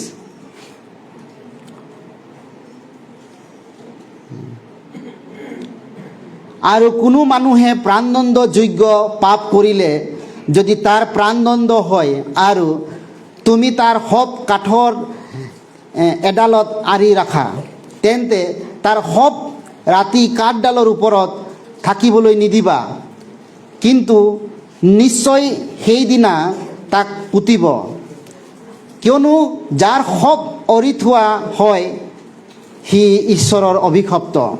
তাতে তোমাৰ ঈশ্বৰ জিহুৱাই অধিকাৰ অৰ্থে যি দেশ তোমাক দিছে সেই দেশ তুমি অসুচি নকৰিবা। এইকাৰণে এইটো যীশুৰ ভৱিষ্যবাণী, যীশুৰ কাৰণে। আৰু যীশুক তেওঁ প্ৰাণদণ্ড হোৱাৰ পিছত সেই ৰাতিয়ে তেওঁক তাৰ পৰা নমোৱা হৈছিল, আৰু তেওঁ আমাৰ কাৰণে অভিশপ্ত হৈছিল। তেওঁক হাও পোৱাৰ দৰে হৈছিল বুলি কৈছে, কাঠত অৰা হৈছিল বুলি কৈছে, যাতে আপুনি মই মুক্ত হওঁ।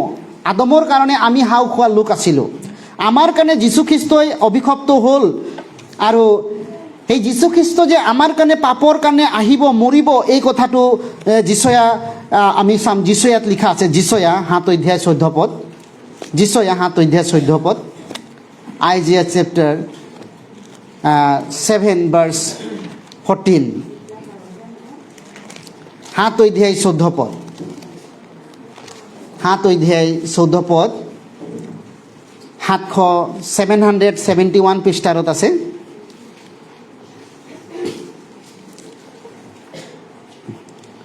এই হেতুকে প্ৰভুৱে নিজকে তোমাক এক চিন দিব। চোৱা, যুৱতীজনী গৰ্ভৱতী হৈ এটি পুত্ৰ প্ৰসৱ কৰিব আৰু তেওঁৰ নাম ইমানুৱেল, তোমাৰ লগত ঈশ্বৰ ৰাখিব। এইটো যীশুখ্ৰীষ্ট জন্ম নোহোৱা 700 বছৰ আগত।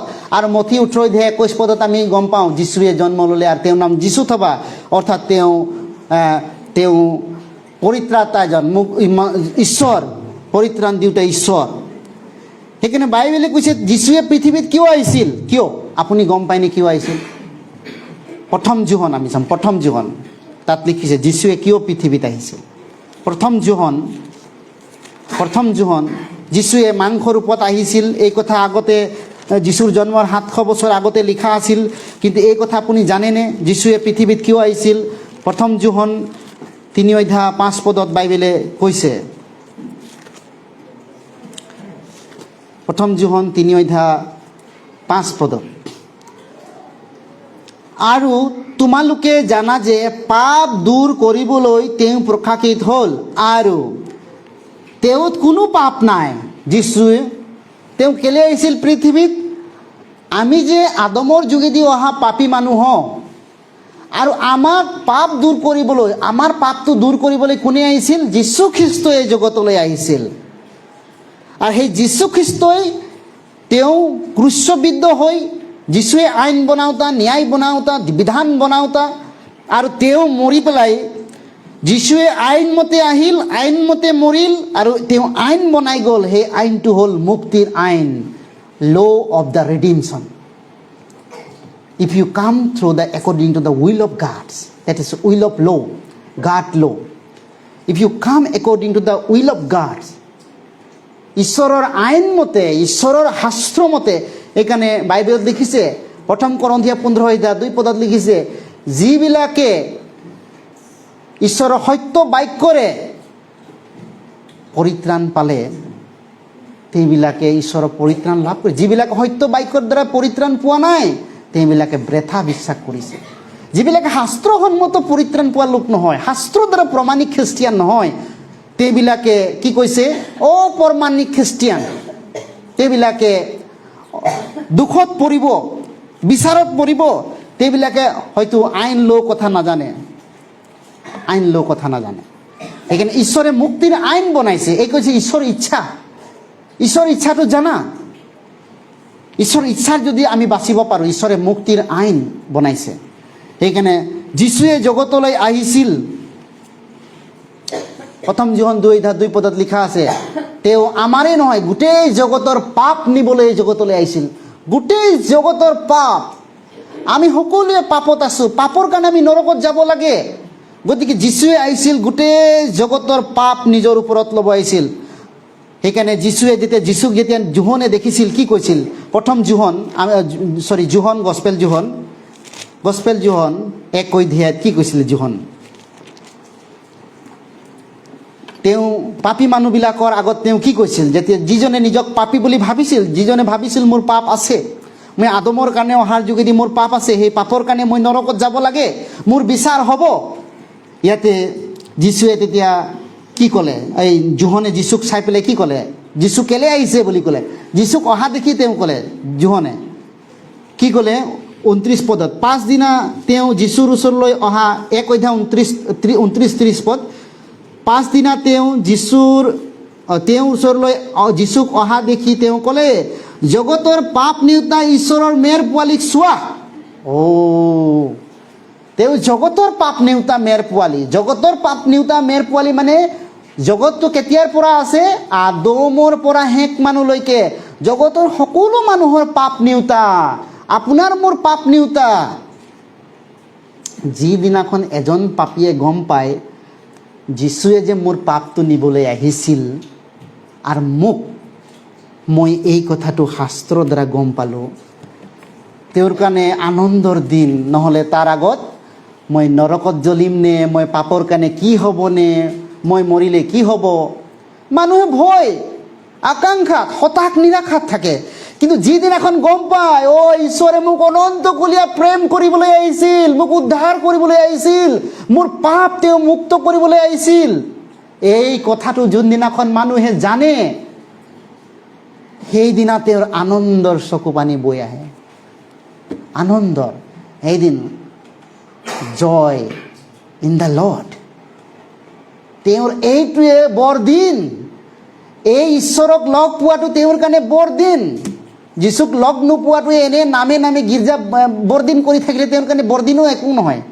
কিন্তু তেওঁৰ যিজন ঈশ্বৰক লগ পাইছে, যীশুৱে কেলৈ আহিছিল, এই কথাটো তেওঁ জীৱনত জানে।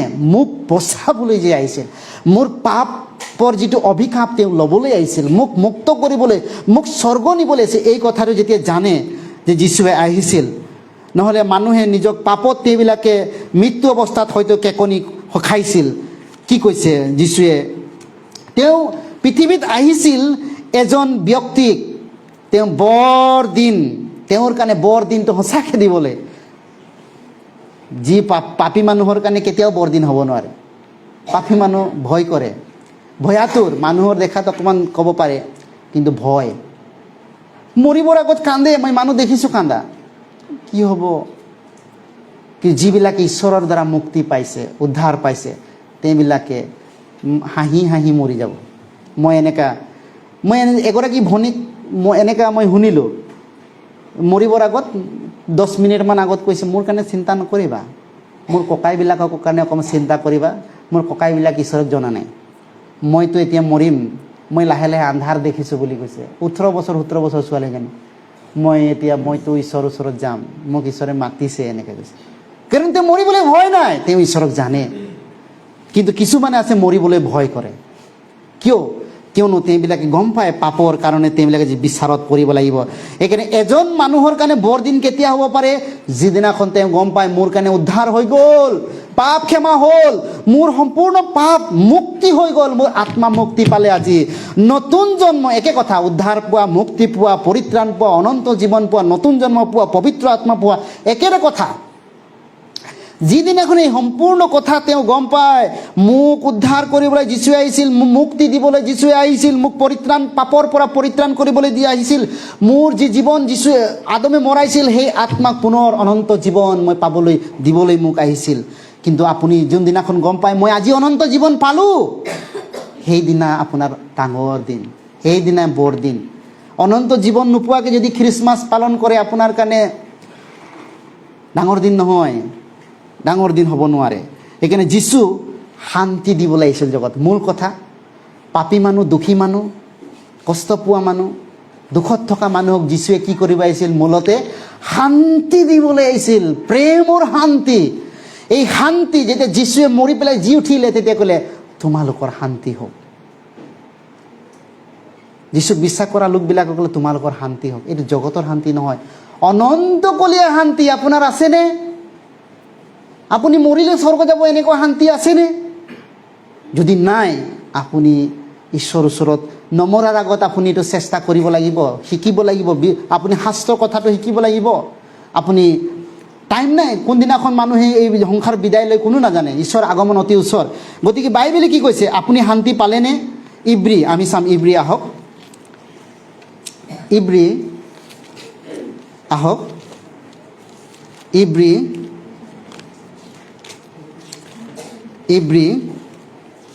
ইব্ৰী 9 অধ্যায় আমি চাম 12 পদ। ইব্ৰী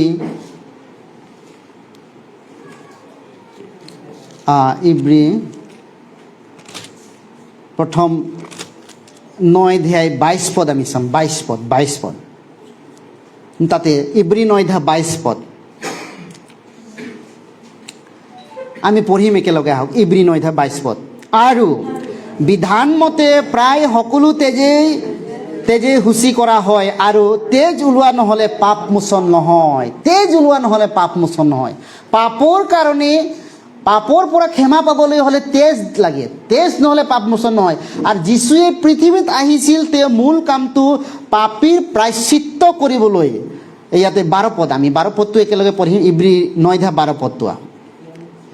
সাগৰ আৰু দামৰীৰ তেজৰ গুণে নহয়, কিন্তু তেওঁ নিজৰ তেজৰ গুণে একেবাৰতে পবিত্ৰ আস্থানত সোমাই অনন্তকলীয়া মুক্তি উপাৰ্জন কৰি দিলে। হয়, এইকাৰণে ইয়াত লিখিছে যীশুৱে আহিছিল, তেওঁ কেলে আহিছিল? যিকোনোৱে যীশুৱে যে আহিছিল, ক্ৰুচত মৰিছিল, তেজ বোৱাইছিল, এজন পাপীয়ে গম পাইছে মোৰ পাপ আছে, এইজনে যদি যীশু অহা উদ্দেশ্যটো গম পায় যে মোৰ পাপৰ কাৰণে তেওঁ ক্ৰুচত মৰিলে, মোৰ কাৰণে তেজ বোৱালে, আৰু মই যদি যীশুৰ তেজত বিশ্বাস কৰোঁ, মোৰ যীশুৱে অনন্তকালৰ বাবে মোৰ পাপটো ক্ষমা কৰি দিয়ে।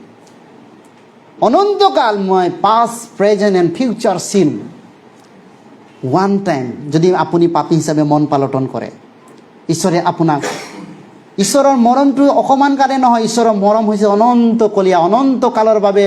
আপুনি যদি অনন্তকলীয়া প্ৰেম আপুনি জানে, অনন্ত জীৱন, অনন্তকলীয়া প্ৰেম, অনন্তকাল ক্ষমা পালেহে অনন্ত জীৱন পাব।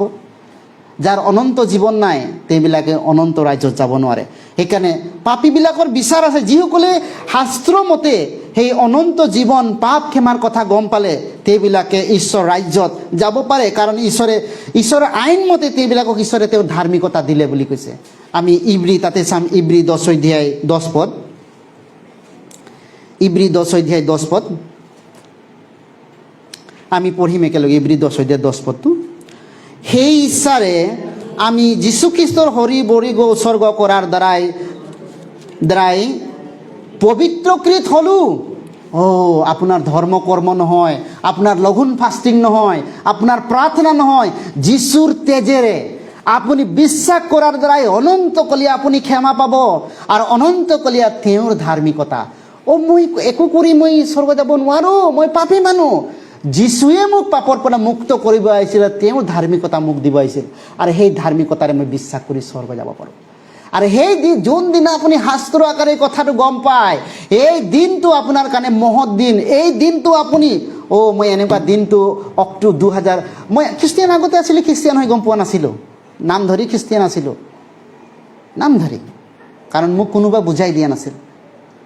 ইভেন মই বাইবেল কলেজ গ'লোঁ, ডিগ্ৰী ক'ত ক'ত কি কৰিলোঁ তেতিয়াও জনা নাছিলোঁ, কিন্তু মই শাস্ত্ৰ সন্মুখে যোনদিনাখন গম পালোঁ, খ্ৰীষ্টিয়ান হোৱাটো ডাঙৰ কথা নহয়, মই আনবিলাকত শিক্ষা দিছিলোঁ, কিন্তু নতুন জন্মই পোৱা নাছিলোঁ। মই অক্টোবৰ 2017 চনৰ অক্টোবৰ 1 তাৰিখে মই এনেকৈ শাস্ত্ৰৰ যোগেদি গম পালোঁ, ঈশ্বৰৰ অনন্তকলীয়া প্ৰেম, মৰমৰ কথা। এতিয়াই মোৰ ভয় নাই, আকাংক্ষা নাই, সিদ্ধ প্ৰেম, সিদ্ধ প্ৰেম, সিদ্ধ প্ৰেম কোনে কৰিব আহিছিল? আমি বাইবেল পদ এটা চাম, আৰু জাষ্ট দুটামান বাইবেল পদ আমি চাব লাগিব। জোহন, যীশুৱে আহিছিল আপোনাক কেনেকুৱা প্ৰেম কৰিবলৈ, কেনেকুৱা। প্ৰথম জোহন 4 অধ্যায় 18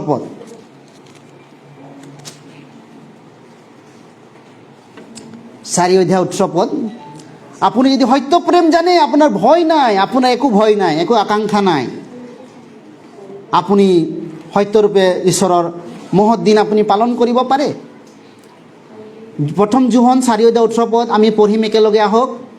প্ৰেমত ভয় নাই, কিন্তু সিদ্ধ প্ৰেমে ভয় দূৰ কৰে, কিয়নো ভয় দ্বন্দ্বযুক্ত, আৰু যিজনে ভয় কৰে তেওঁ প্ৰেমত সিদ্ধ নহয়।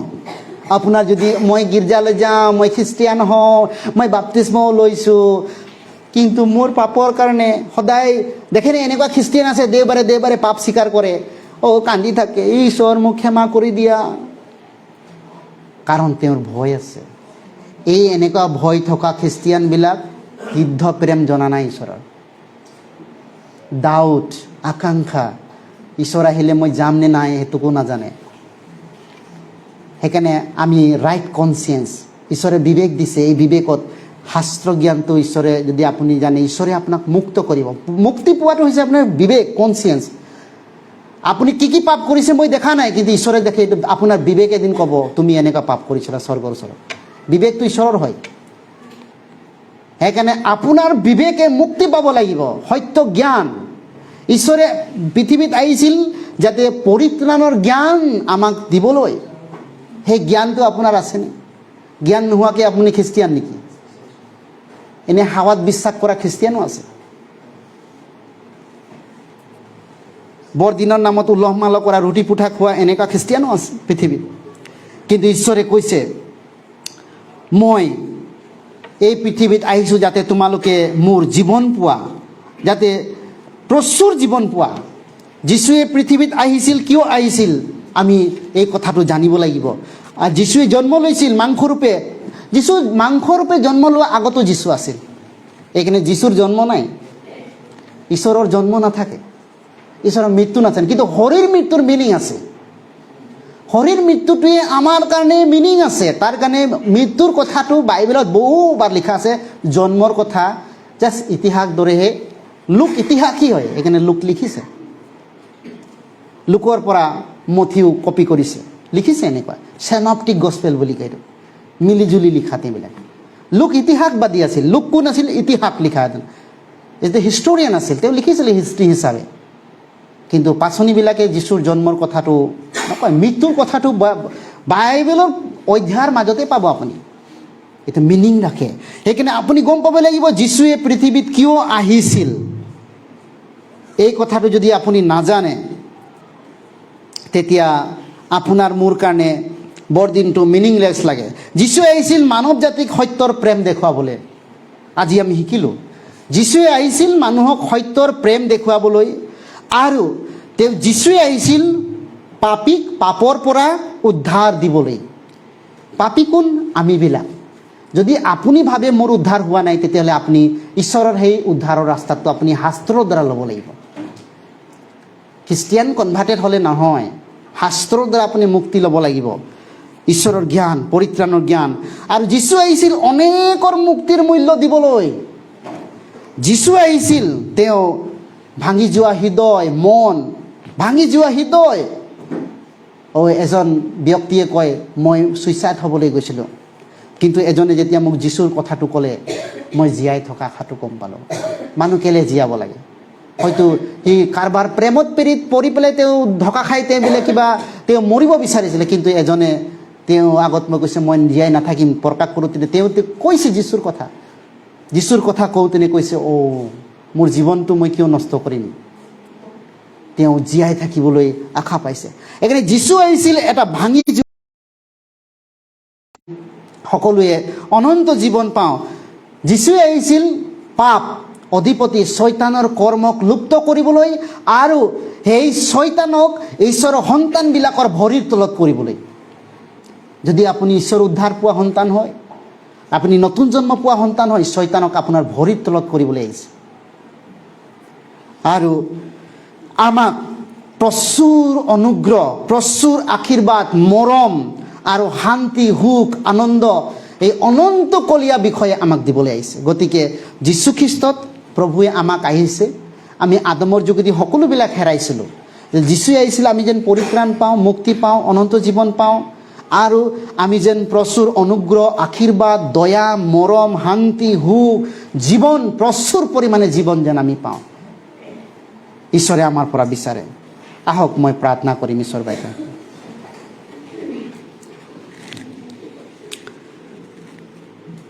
স্বৰ্গত নিবাস কৰা পবিত্ৰ মৰমীয়াল দয়ালু প্ৰভু, আমি ধন্যবাদ কৰিছোঁ প্ৰভু তোমাৰ দয়া আৰু প্ৰেমৰ কাৰণে, তোমাৰ মৰমৰ কাৰণে। তুমি যে আমাৰ পাপৰ কাৰণে অনন্তকাল জীৱনত তুমি আমাক মুক্তি দিবলৈ এই পৃথিৱীলৈ আহিছিলা, অনন্তকাল জীৱন দিবলৈ। কিয়নো আমি গম পাওঁ সকলোৱে আমি আদমৰ যোগেদি অহাতে আমি পাপত আছিলোঁ। আমি নিজ পাপত আমি মৰি আছিলোঁ। আমি উদ্ধাৰ নাপালে আমাৰ জীৱন নৰকত যাবলগীয়া আছিল। কিন্তু প্ৰভু তুমি আমাক সেই পাপৰ পৰা উদ্ধাৰ কৰিবলৈ তুমি মাংসৰূপে এই জগতলৈ আহিছিলা আজিৰ পৰা 2000 পূৰ্বে, যাতে কোনো এজন পাপীয়ে যেন নৰকলৈ নাযায়, যেন কোনোৱে যেন আত্মা নষ্ট নহয়, তাৰ বাবে তুমি এই পৃথিৱীলৈ আহিছিলা। প্ৰভু মই প্ৰাৰ্থনা কৰোঁ কোনোবা যদি তোমাৰ শাস্ত্ৰীয় বাক্যৰ দ্বাৰা পৰিত্ৰাণৰ জ্ঞান যদি নাই, এনে ব্যক্তিক প্ৰভু তুমি দয়া কৰা, আশীৰ্বাদ কৰা, যাতে আগন্তুক জীয়াই থকা দিনত যেন তোমাৰ মৰম দয়া যেন বুজি পায়, তোমাৰ সহায়ৰ দ্বাৰা উদ্ধাৰ পাব পাৰে। প্ৰভু তুমি আশীৰ্বাদ কৰিবা। যিমানবিলাক আজি তোমাৰ সত্য বাক্যৰ দ্বাৰা উদ্ধাৰ মুক্তি কথা বুজিছে সকলোকে তুমি সহায় কৰা, যাতে তেওঁলোকে যেন আত্মা বচোৱা কাৰ্যত অধিককৈ আগুৱাই যাব পাৰে। কাৰণ আমি গম পাওঁ ঈশ্বৰ আগমন অতি ওচৰ, আৰু আমি সকলোৱে এই জগতত এক আলহী স্বৰূপে আছোঁ, আমি সকলোৱে তোমাৰ লগত আমি যাম। প্ৰভু যাতে আমাক সহায় কৰা, যাতে আমি আহিবলগীয়া দিন আমাৰ কাৰণে যি তুমি নতুন জন্মৰ এটা মহৎ দিন দিছা, সেই দিন যেন সদায় আমি স্মৰণ কৰিব পাৰিম, সদায় সেই দিনক লৈ গৌৰৱ কৰিব পাৰিম, আমি সাক্ষী হ'ব পাৰিম ঈশ্বৰৰ। আমাক প্ৰত্যেকক প্ৰভু তুমি আশীৰ্বাদ অনুগ্ৰহ কৰা। ইয়াতে প্ৰভু আজি বৰদিনৰ দিনত সকলোৱে বিভিন্ন আশা, বিভিন্ন ঈশ্বৰৰ ওচৰত আহিছে। প্ৰভু তুমি তেওঁলোকৰ মনৰ বাঞ্ছাবিলাক জানি আছা। প্ৰভু কোনোবা হয়তো দুখত, কোনোবা হয়তো সমস্যাৰ মাজত আছে, সকলোকে তুমি আশীৰ্বাদ কৰিবা প্ৰভু। তুমি দয়ালু মৰম কৰোতা ঈশ্বৰ। কোনোবা যদি ৰোগ ব্যাধিৰ মাজতো আছে প্ৰভু, তুমি তেওঁবিলাকক সুস্থ কৰিবা, যাতে তেওঁবিলাকে যেন আগন্তুক দিনত তোমাৰ অনন্তকলীয়া প্ৰেম দয়া মৰম বুজি পায়। আৰু কোনোবা যদি সমস্যা বাধাৰ মাজতো আছে, ঘৰ সংসাৰ মাজত, পৰিয়ালৰ মাজত, সকলোকে প্ৰভু তুমি সহায় কৰিবা, যাতে তেওঁবিলাকে যেন ঈশ্বৰ সত্য ঈশ্বৰ বিষয়ে মৰম বিষয়ে যেন আগন্তুক জীৱন জানিব পাৰে। প্ৰভু তেওঁবিলাকক তুমি উদ্ধাৰ কৰিবা, আশীৰ্বাদ কৰিবা। ইয়াত থকা সকলোকে প্ৰভু তোমাৰ অনন্ত জীৱনৰ আশীৰ্বাদ যেন জীৱনত জানিব পাৰে, তুমি দয়া আশীৰ্বাদ দান কৰিবা। এই প্ৰাৰ্থনা উদ্ধাৰকৰ্তা প্ৰভু যীশুৰ নামত প্ৰাৰ্থনা খুজিলোঁ, আমেন।